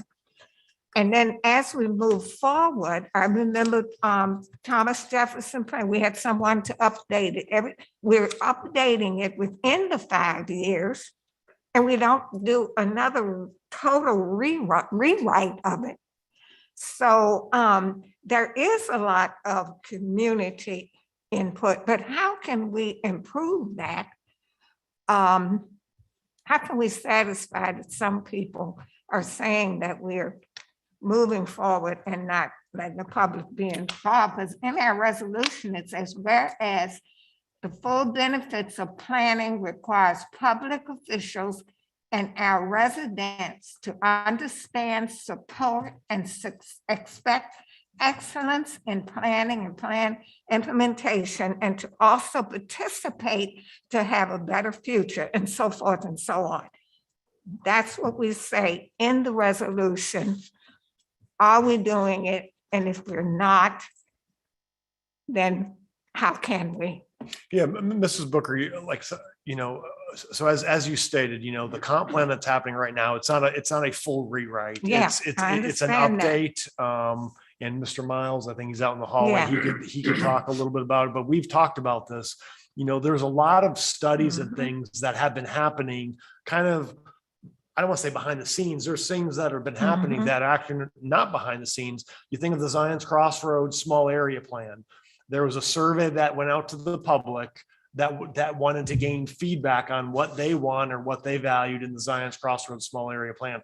That is going into the comp plan. Mhm. We have the Central Virginia Regional Housing Partnership. They did a regional housing study.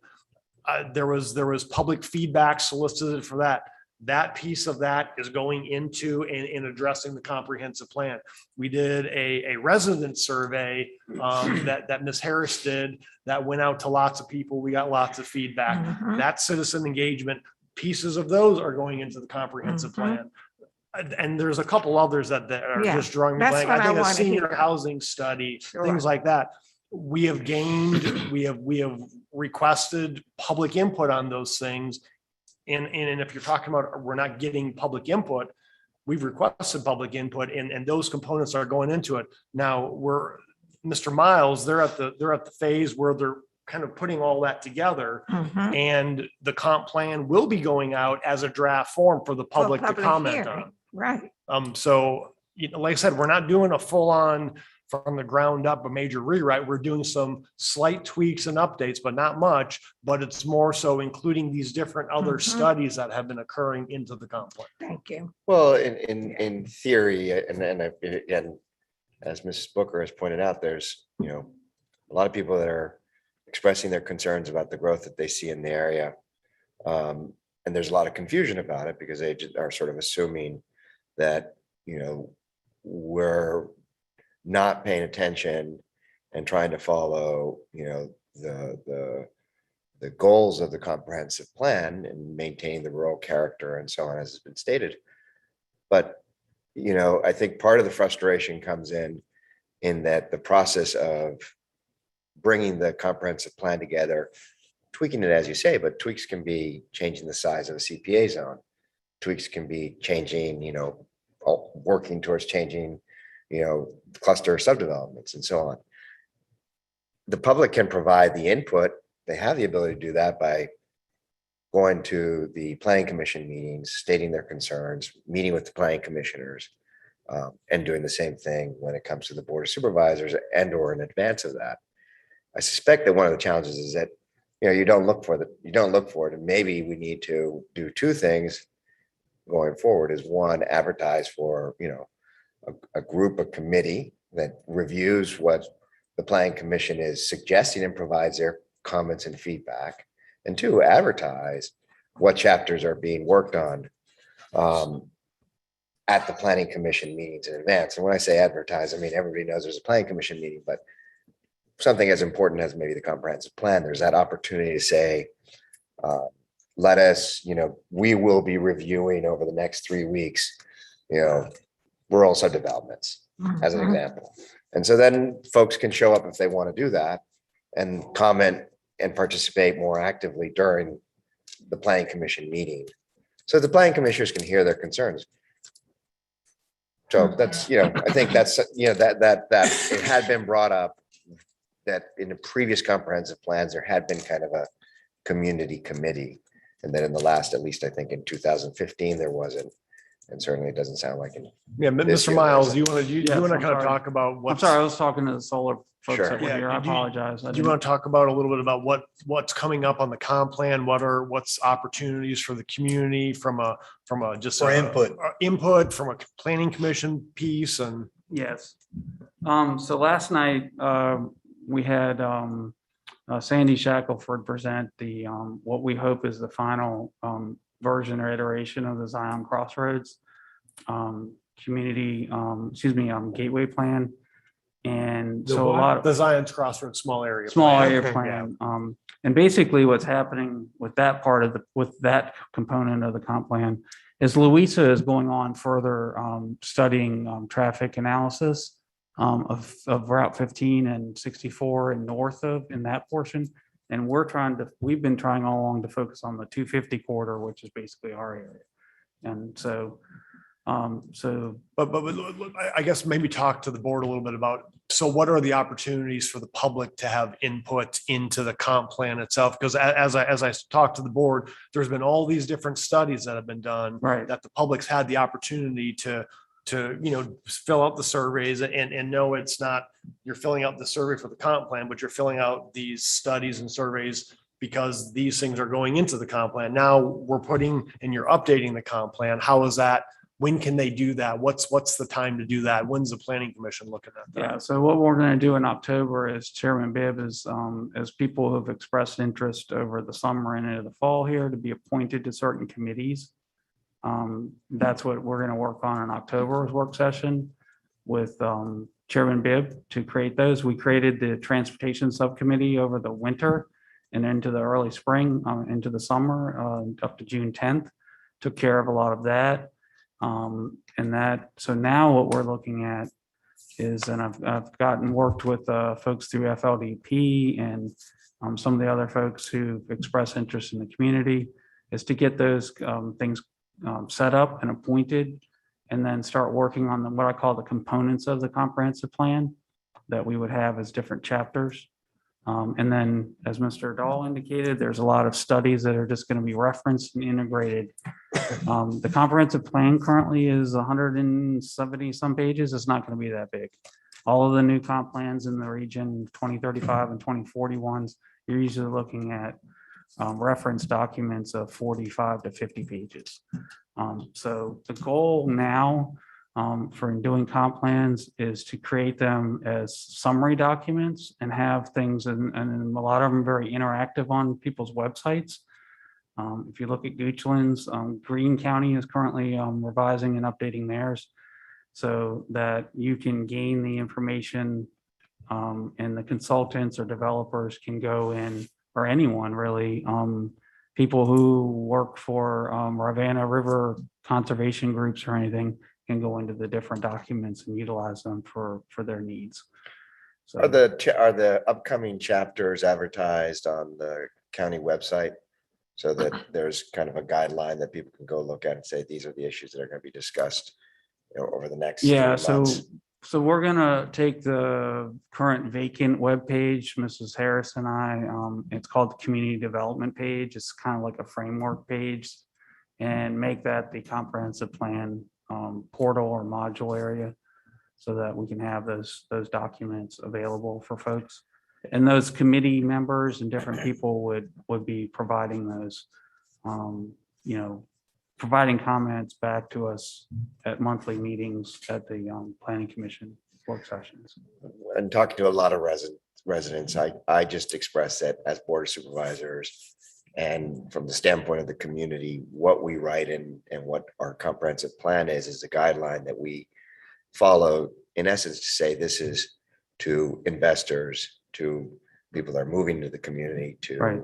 people that want to develop into the community, that this is the framework under which, generally speaking, we're going to operate in. Mhm. And it reflects poorly, ultimately, I think, when we don't follow the comprehensive plan Right.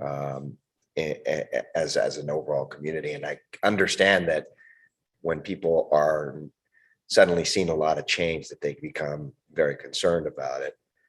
But you have to redirect them to say, but these are the frameworks that we're trying to operate within, and here's the Right. process that we do. So it's an important process, and I think we just need to make it as publicly transparent and available as possible. Yeah, Yes. and I think too, there's been some comments that, well, you're talking about this and it's not in the comp plan. Well, we only update the comp plan every so often. And so there's going to be a few times where something may not be in the comp plan, but it doesn't mean it's not something that the board or the community doesn't value as a whole.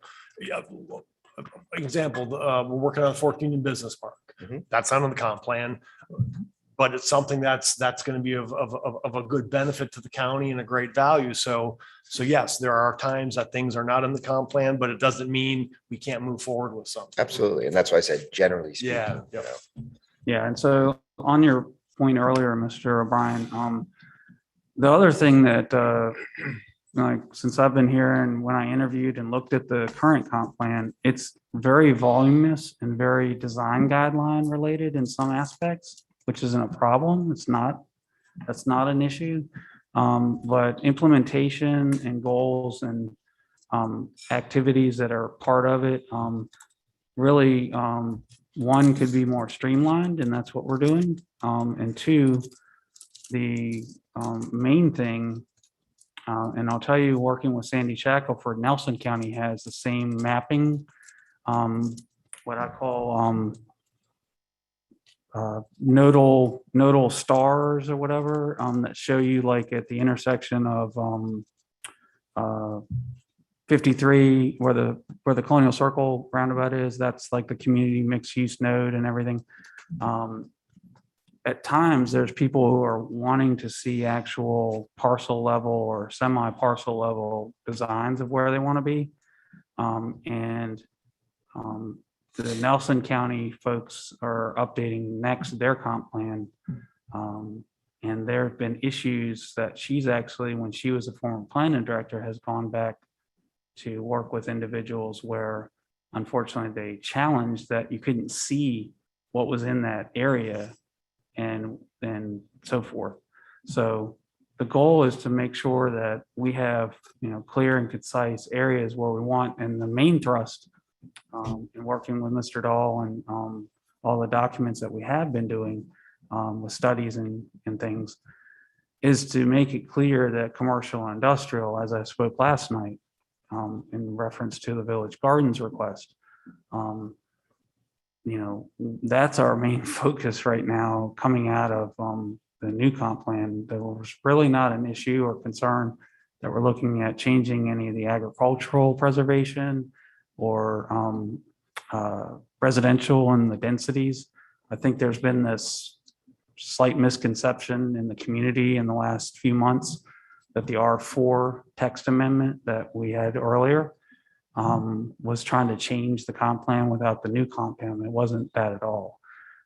So I want to let people know that we're really not looking at changing, because a lot of the things that are going on with the density in some of the community planning areas, there's just not the water or sewer in right now in some of those areas, and there will be in the near future, in the next 5, 7, 10 years.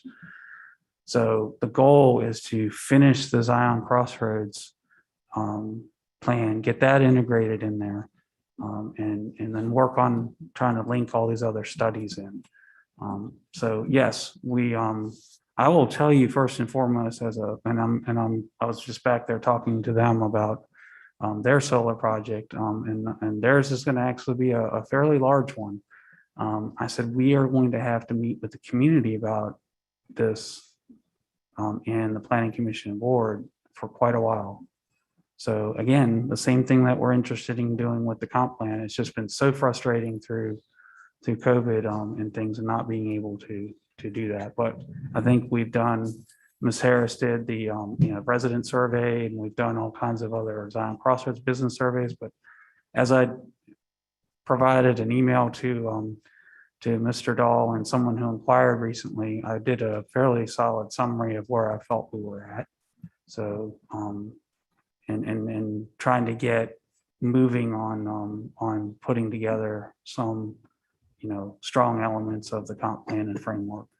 So there's been a lot of, I'm trying to let you know, I'm not trying to make excuses or anything. There's been a lot of work that's been going on. It's just all of these regional housing chapters have just occurred, that we were supposed to get the regional housing stuff in January of 2021, and we got it in July of 2021. So everyone right now is about 6 months behind, but I've worked with Sandy Shackelford and indirectly Christine Jacobs to let's get as many things as we can get done. We knew, and I know this is a public forum, but we knew VDOT and their consultant was taking a long time, and we asked to be separated from that.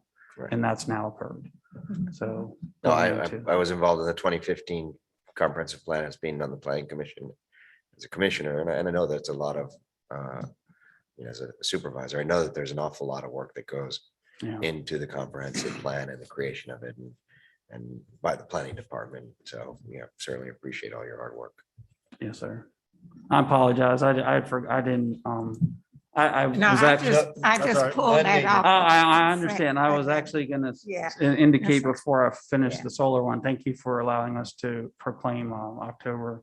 And Mr. Dolan, I kept it as continuing recovery, but we're also kind of thinking of this as our year for the comp plan to be finished and going into 2022. So yeah, I forgot that was on consent and it got pulled. So I apologize. Thank you, Mr. All Miles. right, Yes, thank sir. you. Is there anything else that needs to be pulled? I was going to ask some questions here. H or I? It's going to be on G. Okay. The contract. Yes, in this. Let me get my orientation here. It indicates that the total contract of $88,905. There was some mistakes or whatever. It says since the board approved the contract asked for some changes to be contract wordings. Yeah, I mean, so there was, and I apologize, Ms. Toller's not here. Again, the board approved this contract previously. There was just some language in the contract that between the county attorney's office and Priority Dispatch, they had to make some changes, and it didn't change the dollar amount, but it was more to language and Well, it just did change the dollar amount from what I had here. Yeah, let me see here. Changed it by $950. Let me see here.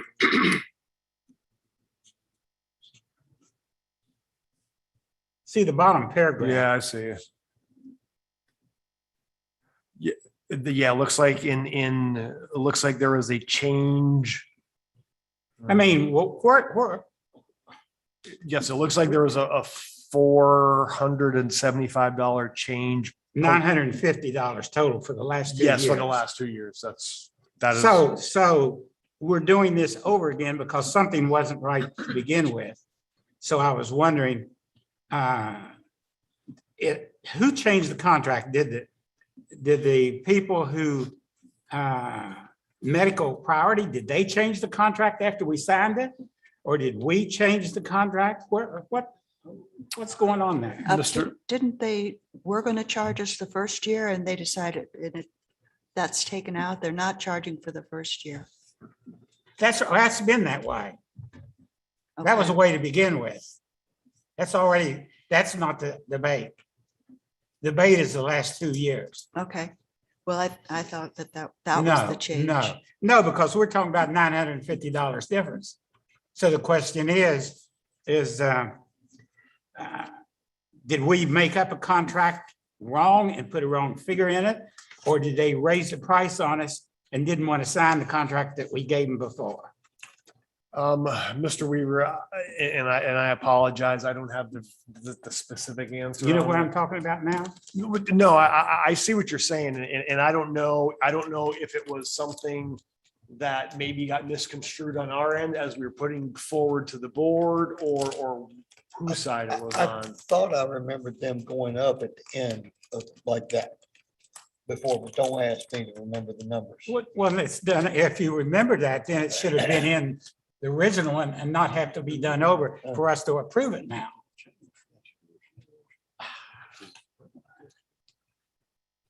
I don't know. I mean, the only thing we can say is, I mean, if there's some concerns with it, we can pull it. There's a and we can- contradiction there.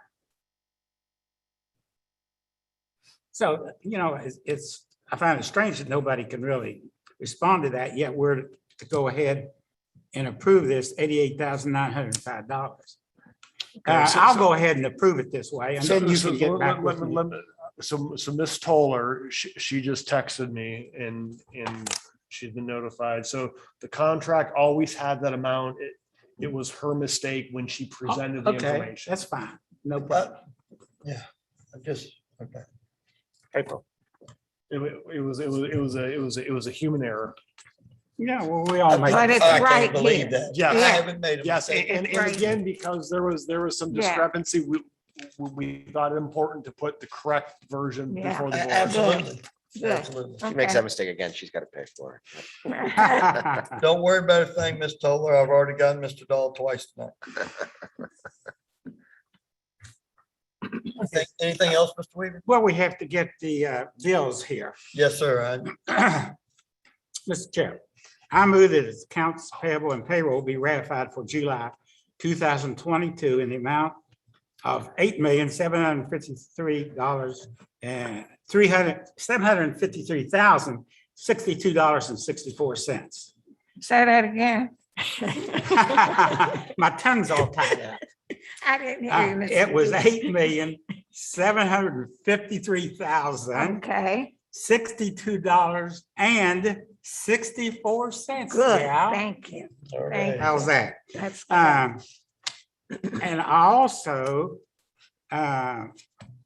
move that the accounts payable and payroll be ratified for August 2022 in the amount of $3,781,617.29. Very good. Do I have a second? Second. Motion made by Mr. Weaver, second by Ms. Booker. All in favor, say aye. Aye. Opposed? Chair votes aye. Motion passes 5-0. This included F through K. I didn't mention that. That included sorry. minutes and all this. Yes, sir. And you can tell the difference in the big payment that we make in July. Yeah. So I was sitting there Uh-huh, going, you sure. said the 8 million to the 3 million. Right. That's a Yes. $9 million Yeah, payment. only 5 million. Yeah, July is I'll write a when, check. July is when we have the big majority of all of our debt service payments. Mhm. Yes. Yes. All righty. Now we're going to unfinished business, the burn building, Mr. Dahl. Yes, so I'll try and be quick on these things. So we've been working on the burn building for a while, and Miss Smith should be on the line here too. We've been working on this for a while, and as you know, we put bids out, we got them back, the pricing go down, we retweak things, trying to get a lower bid, we put it back out. You know, basically the price has come back the same the whole time. We submitted, and with Mr. Ben Powell, who's kind of the project manager and a former firefighter that's been working on the burn building project for the county, we submitted a letter to the Virginia Department of Fire Programs to see if there's a way that, you know, other localities are having some of these challenges too. The costs have gone up, they're putting out for burn building grants. And so we put a request to see if there's a potential to get any funding increase from the state for the grant itself. That's a good idea. Yeah, so they had reached out to us that they are going to consider our request. So I'm going to be going to the Virginia Fire Services Board meeting next week to kind of talk about the history of our project, where we are, you know, what we've done.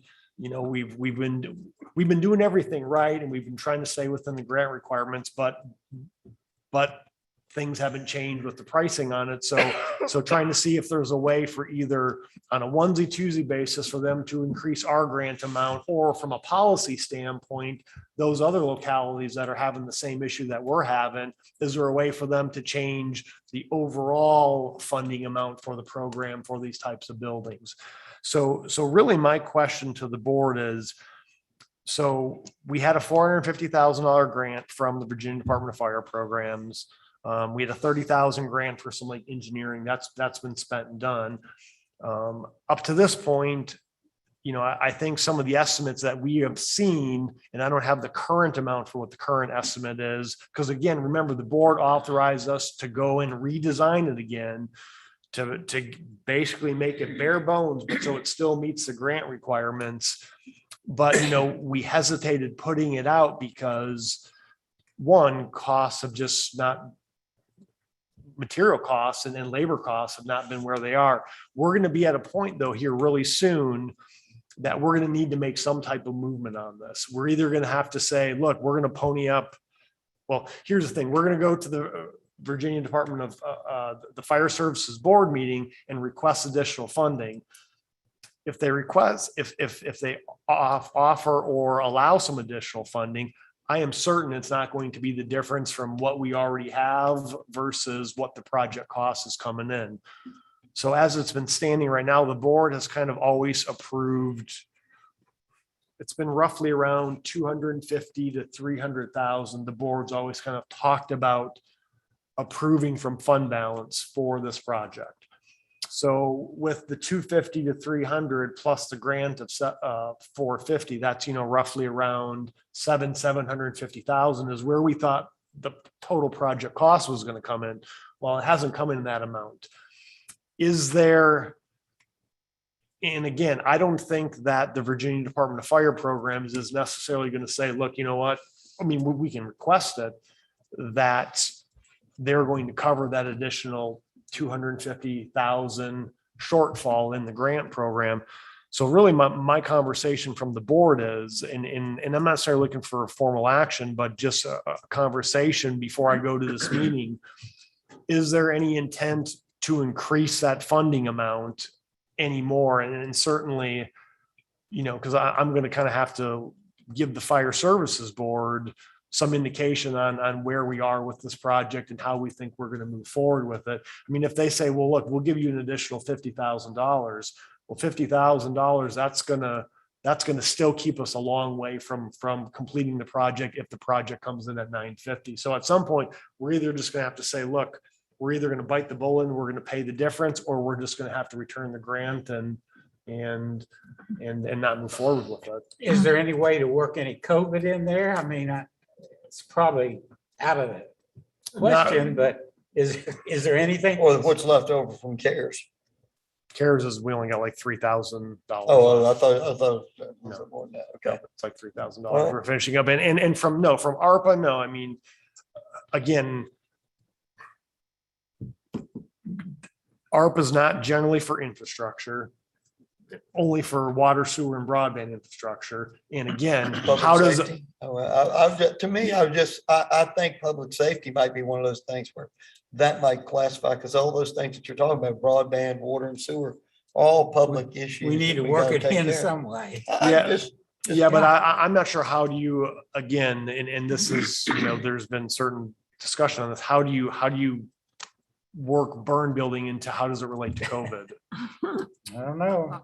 I don't see it, but that's just me. Well, I think one thing to look at too is that ultimately, we're able to do certain things with the ARPA money, freeing up monies to do other things. So, Yes. I mean, we're blessed to have ARPA. We'll be money. able to get it back somewhere. I think. So, what you said. yeah. What you're Well, yeah, I saying. mean, if you think about what we did with CARES, we were able to offset a lot of public safety Payroll. salaries, human service salaries for those roles that were integrated into and potentially, the CARES language was a lot more open and lenient for offsetting payroll expenses. So yeah, we probably put back into the general fund, It was over $2 $1 million. million, $2 million. Yeah, Here's the I think it was point, 2.1. Mr. Weaver. It's I bet a probably- lot of fires are started by cigarette smokers. Okay, And and so All we right. can apply the tax All right. that we're gonna get for the I first think year one thing that you towards need, that burn building. huh? one thing that you need to bring up when you go down there is Kill the 500 grant that we people tried to in get for the SCBA's. Mhm. Was that through fire safety, fire Virginia services? Department of Fire Programs, I'm well, I certain mean, it was. We didn't qualify for that. So we ended up paying, we thought we were going to get at least Yep. something, and we ended up paying 1.4 million out of our Yep. pockets. So Yep. guys, we ponied up for that, didn't get one dime to help us replace Yep. all of our SCBA, Yep. every piece of it. So hopefully y'all can help us there. I would definitely bring that up. Yeah. We got Yes. $0 Right. to help us with that. And we can't make the decision until you come back and tell us. what the- Give us an Correct. idea And of like I what said, we got. I just want the board Oh, just to yeah. think about it, We- let you we- know I'm we going there. hopefully It's kind of will. like the last. We don't think ride. you're wasting your I'd time. hate to give that 400 Well, and some thousand back. Thank you. Yeah. Lose Yeah. the grant. Well, and not only that too, if we do have to return the 450, the $30,000 that we got for engineering Yeah. costs, we're gonna have to reimburse that Right. back too, so. Mhm. So anyway, Okay. I just wanted to bring that up to the board, and like I Does said, part of I'll, that 950 include the road back to it? I'd imagine, yes. yeah, I think it does. I mean, it Hey, includes a well, gravel, that- it includes a gravel roadway back to it, I believe. I was gonna say, because, well, Yeah, if we get the other road built. never Yeah, mind. yeah. and maybe in the meantime, we can get maybe like the chamber to reach out to the business community and sponsor the burn, you know, Yeah. provide some sponsorship. So anyway, I just wanted to bring that up to the board, just so you're, you know, like I said, I'm going there. It's going to hopefully be kind of a, hopefully we can get some good outcome in an increase, but we'll see. All righty. Thank you, sir. Next, new business, Blue Ridge carryover. Yeah, Blue Ridge really quick here. So for fiscal year 21, which ended June 30th, 2021, Blue Ridge had about a surplus from the funds that the county provided of about a little over $100,000 in the funds that we provided to Blue Ridge Health District for what they've been doing. And what did they say? We're finalizing our FY21 financials and have money left over due to general fund restrictions and COVID grants. Fluvana stands to have a surplus of about 100,000. They're requesting to have these funds carried over to fiscal year 22. And they said anything would be used to support vaccination testing efforts. And there is going to be a slight increase. The General Assembly kind of change in the state how some of the funding is going to be. So we're going to see a slight increase in what we have to provide them, but they still haven't 100% figured out what that portion is to us. I've had some back and forth with them a little while ago. I also sent an email back to them that, okay, well, if these are general fund dollars coming back, and if they're doing it for vaccinations and testing, my thought is, okay, well, maybe why don't we take the general fund dollars that we gave them and put it back into our general fund? Maybe there's a way to use ARPA funds to apply it towards testing and vaccinations. That would certainly make more sense. I think you can do that. Well, I think we can too. So We're talking about for the. So to me, I would rather see the 100,000 come back and go into our general fund and use, if we can do that, use ARPA funds. If they're wanting to increase some of their vaccination and testing efforts. Now, I responded back to them and I haven't received a response back yet. Is there anything that they know of from them being the state entity for any restrictions why they couldn't accept ARPA funds from us? So Good idea. that's, I haven't heard back from them, but I just wanted to let you know. I'll come back something more formally with the board once I hear something, but that would be my recommendation if we could do it that way.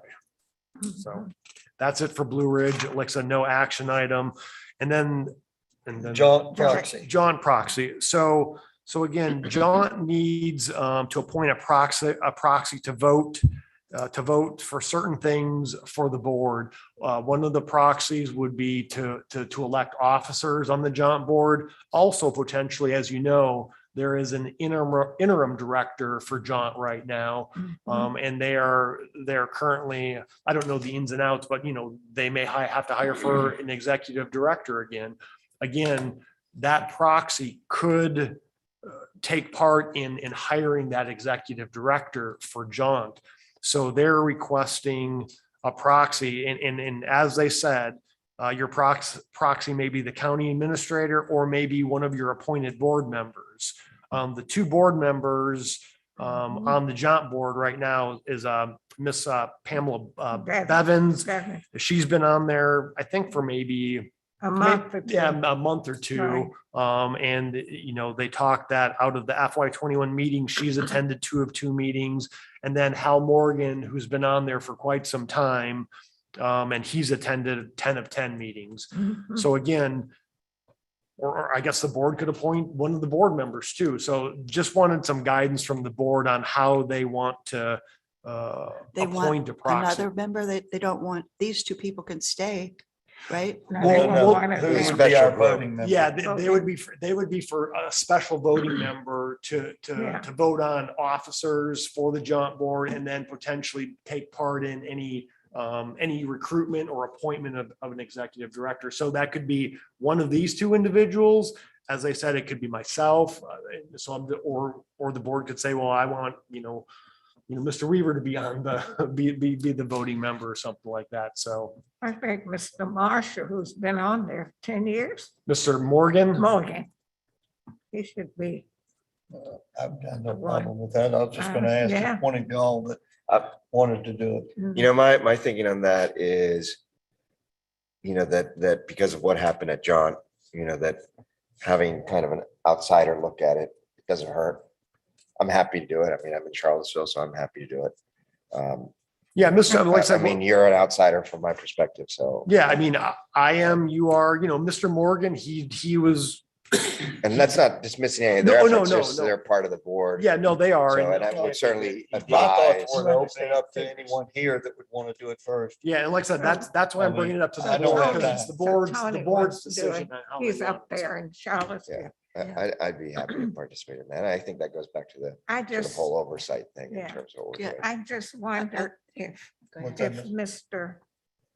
the man that's been on there forever, I mean, 10, how many years has he been? You said 10 out of 10? Well, no, Oh, for meetings. fiscal year 21, he's attended 10 out of 10 meetings for Okay. fiscal year 21. So, And we just, so I don't know how long he's been on the board. I don't think it's been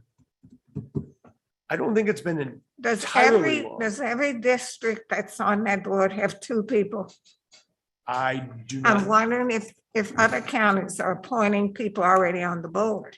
I am certain they are probably reaching out to kinda- other localities that have joint representation and requesting the same thing. Well, and I think they Mrs. need you. Yeah, and I would say, Mrs. Booker, it's not as if I'm not going to reach out to them for their opinions. and Yeah, thoughts. that's what I Right. wanted. That's So the I'm just thing. saying, I you know, don't just want taking an to. outside objective Right. perspective. I mean, And I'm not- on the board and then Right. you gonna And flop and not in and dismissing take. them being on the take- board, In but no the way. higher ranking people around here are the 5 of us. I mean, Yeah, then 6 is be him. No, that's They the only really thing need- that I want to make sure that Right. we're not in, I don't want to use the word insulting, but not. No considering- insult intended. I Yeah. don't think. I mean, I think People that's who've why they're been there. asking for a proxy, because they understand the seriousness of, the damage that was done to the organization. Yeah, and they really don't serve us very well.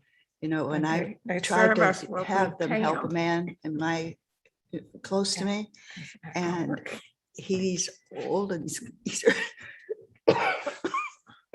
afraid to lose his license because of his age. And in order to go to the doctor, they would pick him up at 7 a.m. and he wouldn't be brought back until after 3. And he's 85. How can he sit at the hospital all day? Yes. That's At just the not very least, they working. should have taken him to the senior But they center. don't, we need to give them more money. Then they could. I don't do think that's the drop-offs problem. and that's not it. I mean. No, I don't think that's. the I problem. don't think they want an 85-year-old man to sit in the hospital until 3.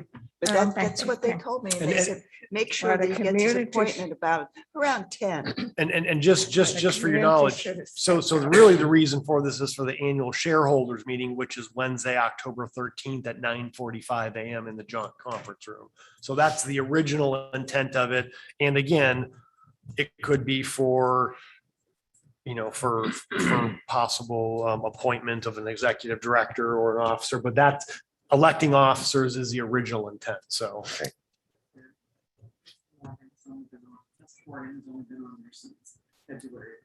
that's what I thought. I thought he's been on there a little over a year and a half. So It's still longer than this. yeah. Oh, absolutely. But I think if I one don't of our have any- board members wants to be on That's there, I fine. think that they Yeah, should be I'm there not first. disputing that. I'm just want to make sure that it's. Nope. No, Yeah, and it's as it's- not meant to offend anyone. Yeah, as it Have says, any- proxies will elect executive officers to the joint board of directors, may be called upon to appoint the executive director position and cast votes on any other matters that may come before them at shareholders meetings. So that's kind of the intent. So to me, this is probably more of an action item, and I can put it on the next consent agenda if the board says, I mean, I can let Miss Davis know that that the board, if the board is in consensus that it's going to be Mr. O'Brien, I can Is let her everybody know. okay and with then- that? Sure. Okay, so, So yeah. Karen Davis is an interim. She's the person. interim CEO. Okay. All righty. Yep. Okay. All right, then. Oh, public comment. Yeah, so just a quick thing on public comment. So right now for public comment, we've got lots of means for the public to comment. We have certainly people can attend in person. We have something new that we've implemented since COVID, which is people can come online and they can speak. And there's been a little discussion back and forth about individuals, do they submit letters? Should county or board members read the letters that everyone submits? I know the schools were doing at one point. I think they eliminated They reading did. letters from public comment. Mhm. And so this is just kind of really a big discussion piece. You know, we're getting a lot more people submitting letters and they're asking them to be read. And again, we can do that. And I'm not saying we don't want to read the public's comments, but I just wanted some. It's some a lot discussion. easier to sit there and write a letter and send it in and say, read this. Yeah, that's not quite right, I don't think. I don't know if there's a perfect way to say it, to do it. Or you could get inundated by letters. And if you do one, then you have to do them all. That's another thing. you And know. I know that was one of the bones of contention with the school. So why don't boards. we draw up Some are being like read and some some ordinance weren't. or something and have it in our bylaws so that everybody would know about it. Treat everybody the same. That's the biggest thing. Be consistent. Well, and I think, certainly with Zoom meetings and so on, there's, it's easier for people to make that public comment as it stands right now, but Yeah, how long will we continue to do Zoom meetings? I mean, honestly, we think we're in it for the long haul now. which I think is great. I think that's a Yeah, I good think thing. so. Which letters do you want to read when they want it? No, read? I'm saying that they have the opportunity to read their own letters as well. Oh, okay, right, yeah, Yeah. Yeah, I mean, That instead of. sure. they don't have to come staff here in taking up person. time or whatever, but they don't have to be here in person. They can, What about the people Make who it Zoom. aren't savvy using, some of the older people don't have Mhm. computers? or- Right. You can call in. Oh, that's okay. Mhm. So you They can can- call- There's use the there's telephone? still calling information. phone. You can call in from a landline. Okay. So I mean, That's so good. there is, Can you make some ordinance of some sort? I don't think you need an I don't ordinance even for think it. we need an ordinance. Just it's in our. part Just of- head nods, yeah. I think. Well, yeah, But and it's like I been said, debated in the past. we can look from And we've our, had letters. we can look from our, maybe our bylaws or something if there's anything in there, but again, this is just more from a discussion point of how we doing this and making sure we're equitable across the board. Because, for instance, I got one letter that, and which is fine, to read and we're getting a lot more letters. People are like, read this, I can't be there. Well, look, we've got in person, which I understand a lot of people can't make it in person, but with the Zoom component of it, I think we've opened up the avenues for people to make public comments on their own. Or telephone, I think that one was a good one. Right. How do people do that? Just call it. Call in and there's just There's a little code you have to There's punch in to code get you access have to the put in. meeting. Yeah. And a lot of people don't see that code. It is a code. Yeah. So, I mean, The link can be automated too. So. and again, I don't want to discourage people from saying they can't send in letters. They can send in letters and, when I get an email, I'll forward it to the board, or if someone Mhm. wants the board to see something, Yeah. I'll certainly get a letter and give it to the board. But I mean, at what point are we just going to be reading everyone's letters and no one's going to be really commenting on their own? I mean, Well, well, actually, you won't have all the letters by the time we get the report or, our packets.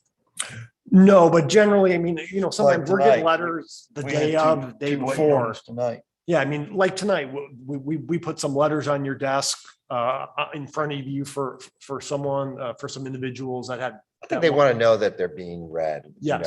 And that's, I mean, and as you said, if we get a package of the letters, that's there for us to read. If they want to speak personally, they can speak personally.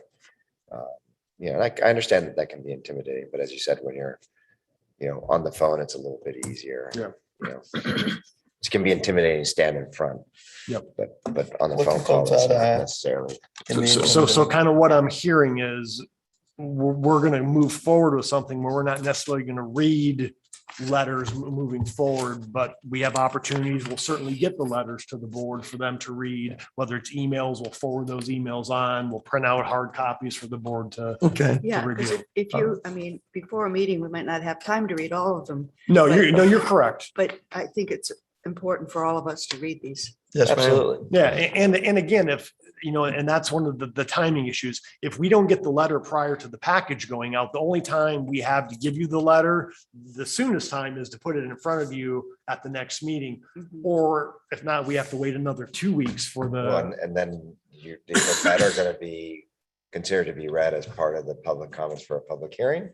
The comments for a public hearing, as an example. Yeah. We could have 600 letters, right? yeah. that's not Can you imagine necessarily. if we'd have had letters written when we did the Second Amendment thing? Yeah, We'd have had letters from across the country. Yes. right. So anyway, that's kind of what the discussion I wanted. I think I hear where we're going with that, and we'll try and come up with something a little more formal, but I think we just need to put something out, on our webpage, on the board's page about how we're handling, public comments, letters and stuff like that. So the community is informed. All righty. Thank you. Thanks, sir. I will now open the second round of public comment. Anyone wishing to address the board, please state your name, address, keep your comments to 5 minutes on topic and direct it to the board.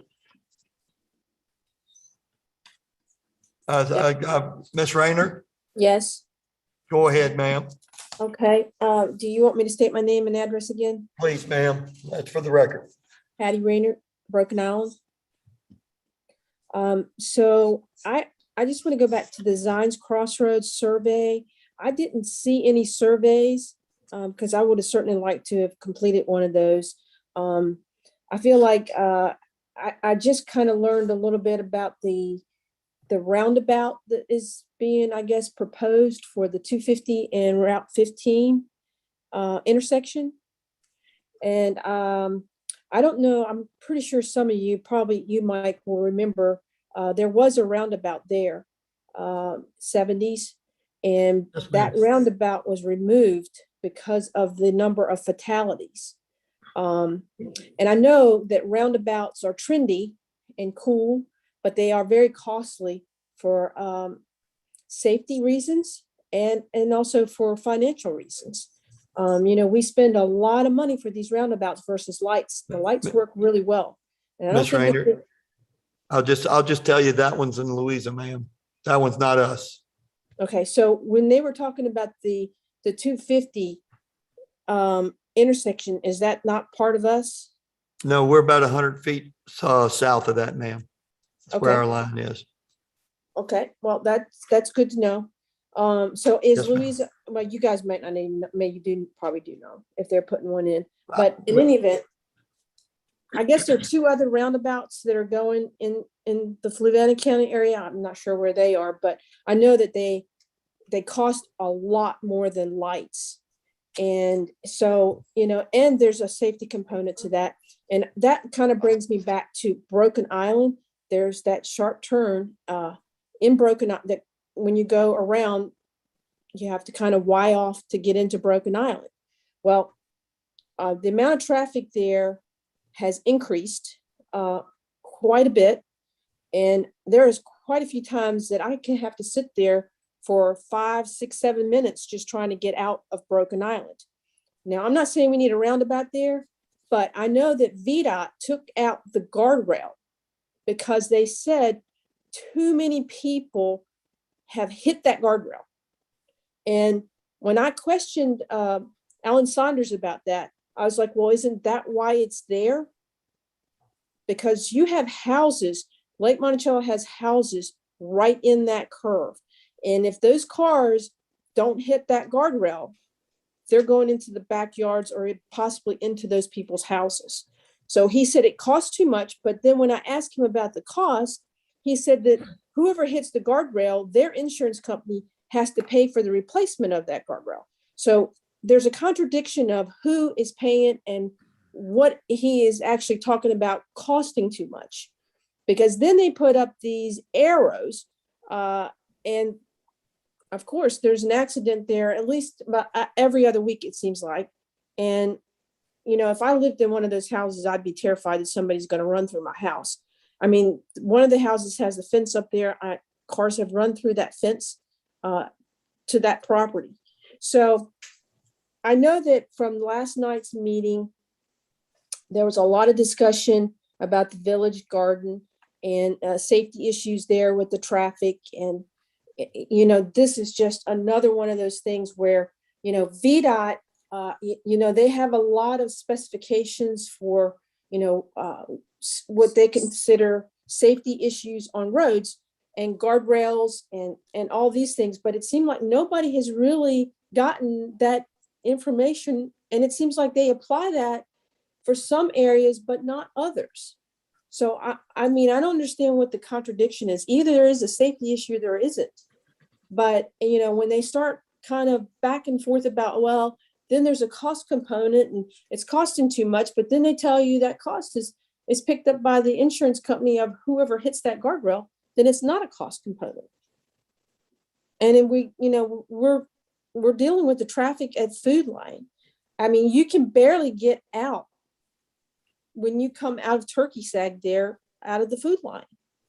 So I have tremendous concerns about those. So like I said, I don't know where these other two roundabouts are, but instead of spending $100 million, I guess, on roundabouts, I think we could spend a lot less in stoplights that would work wonderful. Thank you, ma'am. Ms. Morris.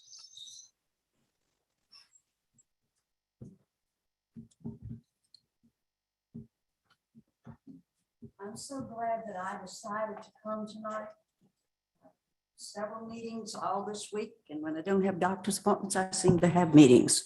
I'm Susie Morris. I live at 6840 Thomas Jefferson Parkway, Quaint Lee Farm. I'm so glad I came tonight because I and several other people have called and tried to find out about this comp plan over and over. I have specifically asked where it was, what status. I could not until very recently get any answers on that. I asked who is working on this because I know that there was public input before. I know we used to even have meetings where you come together, the people, and talk about it, look at it. I was told finally, oh, the Planning Commission and the Board of Supervisors does it. And I said, what about public input? What about citizens? It talks about citizen input. So it should be taken a little seriously. And, oh, well, I don't know. I said, well, what citizens are on it? And I was told a name from the lake and a name from the sheriff's office. They were both in law enforcement. I said, well, what other actual citizens are on this? Oh, well, they haven't been picked yet. I said, well, who selects them? I never got an answer, really. And it's not the first time I've asked about the comp plan. It's not the first time other people have asked about it. How would people even know tonight? This is part of the problem. How would people know tonight that it was going to be discussed as such?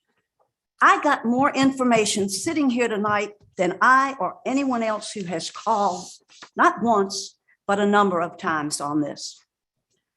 Finally, I got, oh, well, the housing section is mostly done. We've been working with the Thomas Jefferson Housing District on it. That's going to be a major part of the plan. I said, but the current ones have always had 12 different sections, not one. The fact that now, if we know that it's going to be a shortened version, 45 or 50 pages, did this just happen that all this information came about in the last few days or week? When the public asks for things and the public can't get the information, how do you expect people to participate? It would have been nice if all these studies that are talked about and the Zions Crossroads plan and all these other things are supposed to be part of the comp plan, then it should have been made clear to the public at the beginning. We're cutting this shorter. And when you do those things, say, this is going to be a part of the comp plan. How is the public supposed to know? Not everybody is as persistent as I and is caring for Fluvanna County and what happens to it and how we do things. So who else is going to ask several times, what about the comp plan? What state is it in? Not many. There are a few others that have been calling, but not everybody's going to do that. And then tonight I hear commercial and industrial is the main focus now. The goal is to finish the Zions Crossroads. Get that in there. We're 6 months behind. There's a lot of regional housing in it. How are we supposed to know that if people call, like I call, and I ask, not once, but several times?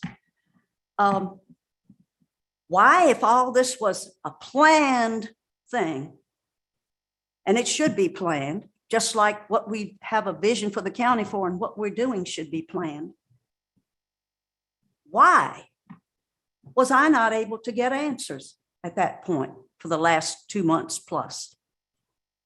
I don't understand it. County survey. That should have been noted somewhere on there. This will be used as part of the comp plan. Did we know that then when we were planning this? I've asked people on the planning commission during that time. Well, and also public comments tonight discussing that. That's important. And I'm glad I came, because then I could spread the word of what supposedly the comp plan is and how they're working on it. Can we advertise it in the paper or do we? Well, that's what I was, one of the comments. And I was going to make some suggestions on what you But, could you do. know, but I it'll be on didn't. the website I'll be with the glad to talk chapter, to and somebody. advertise on the Yeah. paper, do those kind of Thank you. things. Mr. Weaver, you had asked about traffic circles. The IIHS and Federal Highway Administration statistics have shown that roundabouts typically achieve a 37% reduction in overall collisions, Yeah. a 75% reduction in injury collisions, and a 90% reduction in fatality I'm not collisions. surprised. So, and I think I wasn't against I didn't it. look up the numbers, but the overall cost of maintaining a stoplight is somewhere in the, I think it was some astronomical number of like Sure. $40,000-$50,000 a year. I was a crazy number. I couldn't even believe it. I think we're lucky to have as well, many I roundabouts know that that we one have. of the roundabouts is going in up where the young man was hit and killed up on 256, the Troy Road, Troy Road, 250. 250. Right there at the small industrial park right across the road. I know that that's one of them. I'm not sure where the other traffic circle is designed. My next door neighbor was killed at the intersection of 53 and Lake Monticello Road, where the roundabout is now. So he was riding his bike, took a left turn, struck and killed. The roundabouts that they were talking about at Science Crossroads are mostly in Louisa. Mhm. There is only the one by Troy Road in Fluvanna. And when they showed us what it looked like, I mean, there were traffic circles across from each other as you're coming out of McDonald's.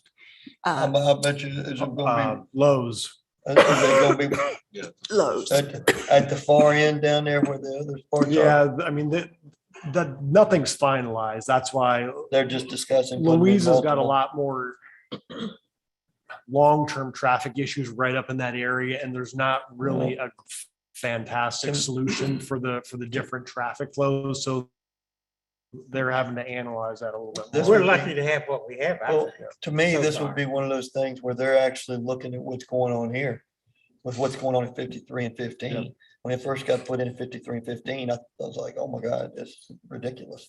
But now you used to have traffic backed up all the way past the dog park in the morning, trying to get to school. Driving a school bus, it was miserable and people were cutting through EW's parking lot. Mhm. Now you have no backup, none. And that, It's and that's a insane. fair point. That's a hidden cost to intersections, is the amount of delay that citizens have, Mhm. waiting for Yeah. making a Mhm. turn.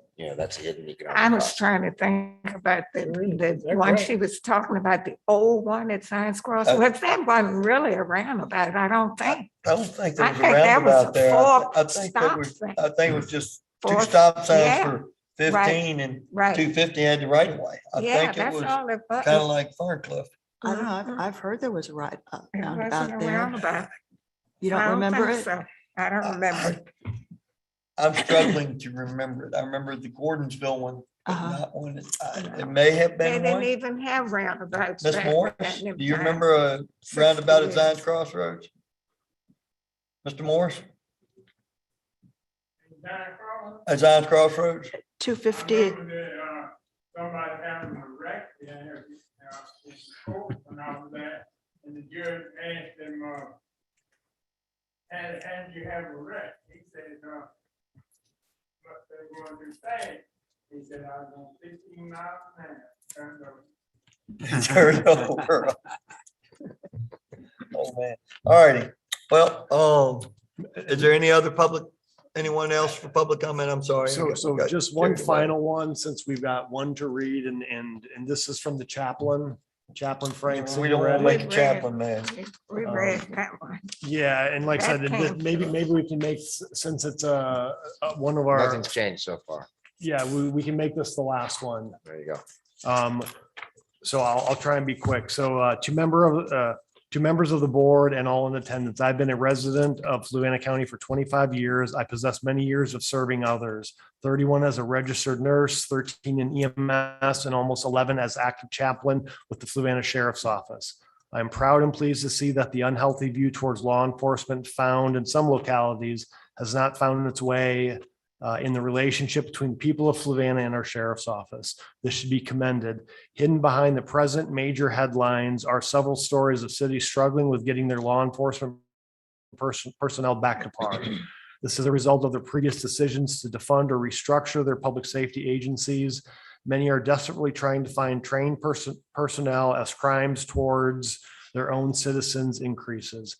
Again, I'm pleased and proud that Fluvanna had not given into those radical decisions, but we still have a struggle. Just like the hiring dilemma in our local healthcare institutions, the FSO is challenged with offering competitive compensation.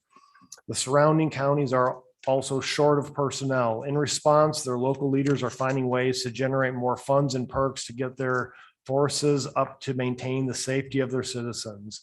No one wants to live in a town labeled unsafe on social media. My hope is that the BOS would once again be proactive and work alongside the sheriff's office to help with this issue. These officers have families to support like we all do. The bonus for us is that they live here and are personally invested here. So it is logical to make all their efforts to keep them. The salary compensation proposal will surely help to retain the excellent team we presently have. In almost 11 years as chaplain and 6 as reserve deputy, I can truthfully say that we have the best group of that time period.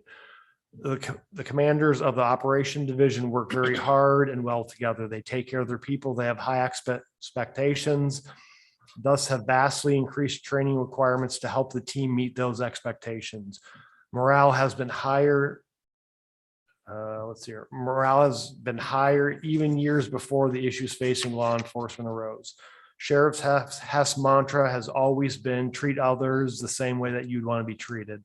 This pertains not only to the citizens we serve, but towards each other. I've personally watched the sheriff spend many hours over the years being available to people and talking with them. He listens with his head and his heart. He cares for others over himself. This is a valuable trait that God commands us to have, especially as a leader. This is because God knows it is the answer for a healthy community. Our school resource officers have developed quality relationships and trust with students. The court staff has adapted to the daily variables that they face over the past year and a half, still executing their purposes. Dispatchers have worked diligently behind the scenes, shorthanded for some time, yet they keep up with the volume of calls from people in need. They also manage the many vital tasks to keep the communication process smooth and safe. This is no ordinary job. We also have a strong, energetic, well-trained, and dedicated volunteer reserve corps. 3 of their biggest compliments about the agency are leadership, inclusive training, and the camaraderie. They have developed a love of serving the community alongside the welcoming time staff. The people of this agency are my family. I deeply love them and honored to have this God-given assignment to serve them. We need to know and remember that dedicated law enforcement consists of special people. They are specifically called by God to stand in the gap between harm and the innocent. This group are willing to take on anything to protect others, just as our country's brave military, which some have served in and are still serving. They are there during holidays, day and night, fair weather and dangerous weather, natural and man-made disasters. We need to be sure they're always here. Over the past 3 to 4 years, the FSO has developed quite a reputation among other law enforcement agencies. The words I hear from them are strong leadership, consistency, teamwork, support, and service. It is my plea for you to consider these truths I've stated and help this proposal move forward. At this very moment, you have the opportunity to put Fluvanna on the map as one of the safest communities in Central Virginia. We have more subdivisions coming. Help our current and future residents to be confident in their decisions to live here, not just the confidence of a good financial decision, but of and the one, their choice to raise their families in a safe and united community. Lastly, please know God is pleased with those who are united. Unity, what He is about. Thank you for your time and attention. With sincerity and truth, God bless you all. Chaplain Frank Signoretti. Real quickly, because I think we probably should have mentioned this maybe as part of the initial report. Your report, right, is the 9/11 memorial that was held. Oh, yes. Yeah, it was noteworthy. Yes. Because it was the 20th anniversary.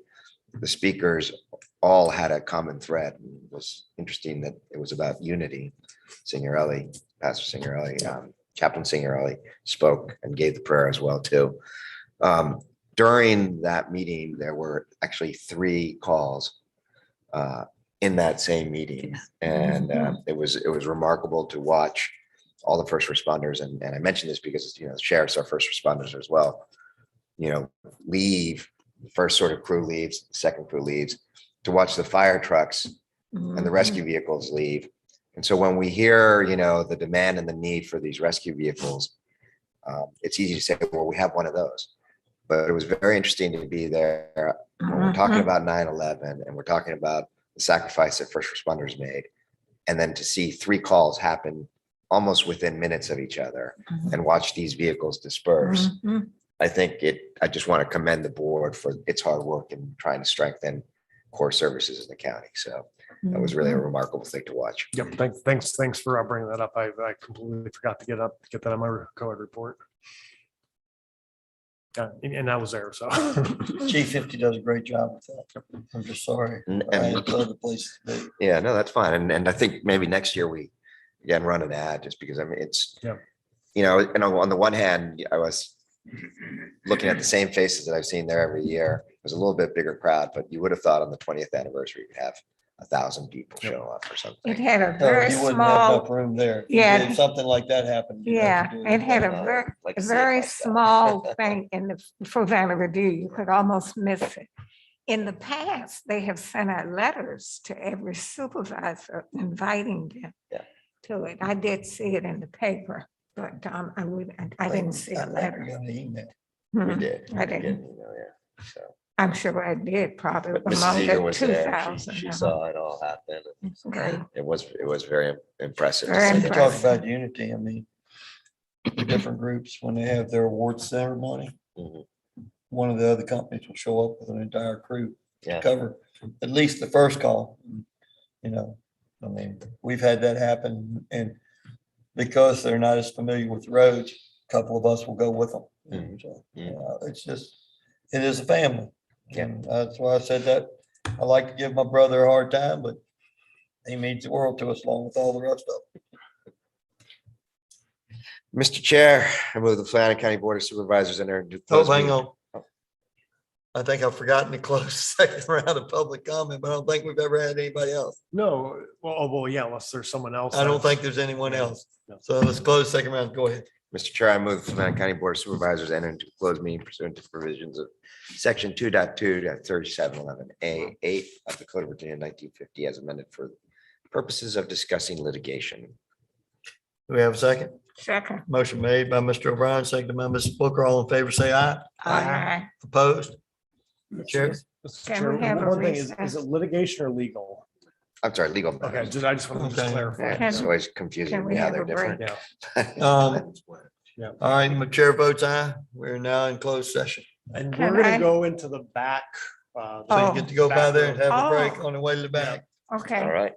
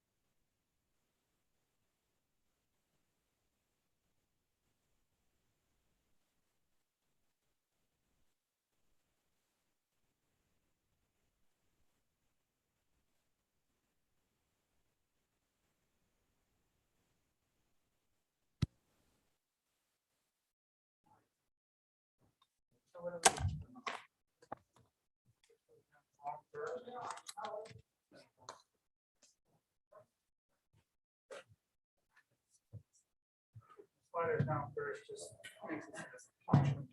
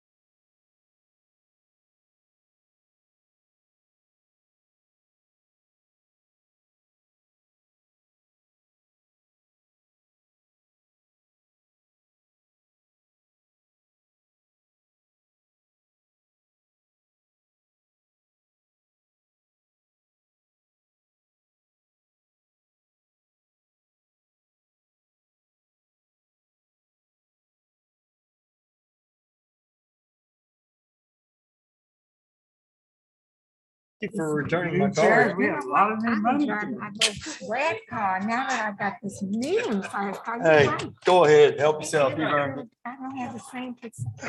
Just sign, Christie. Could have a little bit more bounce on it, but other than that. All right, Mr. O'Brien, are we ready? Yes. Wait a minute. You gotta get this recorded. That's fine. I'm on. I gotta find the page. There you go. Not yet. Mr. Chair, I move the, We ready? Mr. Chair, I move the closed meeting be adjourned and the Fluvanna County Board of Supervisors convene again in open session. Be it resolved, the Board of Supervisors does hereby certify to the best of each member's knowledge. One, only public business matters lawfully exempted from the open meeting requirements in the section 2.2-3711A of the Code of Virginia 1950 as amended. And two, only such public business matters as were identified in the motion by which the closed meeting was convened were heard, discussed, or considered at the meeting. Do I have a second? Second. Motion made by Mr. O'Brien, seconded by Ms. Booker. Ms. Eager? Aye. Ms. Booker? Aye. Mr. O'Brien? Aye. Mr. Weaver? Aye. Chair votes aye. We are now out of closed session. Do I have a motion to adjourn? Quick question. What is this? What is this? I don't even understand what they're Oh. talking about on this.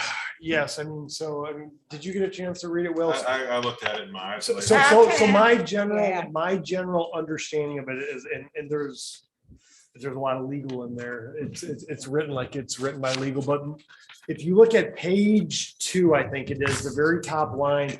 I think what it is requesting is, because it talks about vaccinations and masks, I think what this resolution or what Powhatan is requesting is that other localities approve a similar resolution, which basically is saying we're not interested in mandating masks or vaccinations. That's my non-legal. I didn't catch that line, but I think that's exactly. Yeah, what it that's is. it. I read it. That's what I read about 2/3 of it. And that's what I Yeah, had. it that's said. I think the idea is that they want the General Assembly to limit the governor's power Yes, to boss people around. yes. Right. So it passed Powhatan by 3-2. For somebody who just had COVID breakthrough, I probably think you have some strong opinions about that. All right, No well, comments. that's something just to think about. We're not going to discuss it tonight. Yes. Do I have a This motion is to just a- adjourn? So made. Second. Got a motion made by Mr. Weaver, seconded by Ms. Booker. All in favor, say aye. Aye. Opposed? Chair votes aye.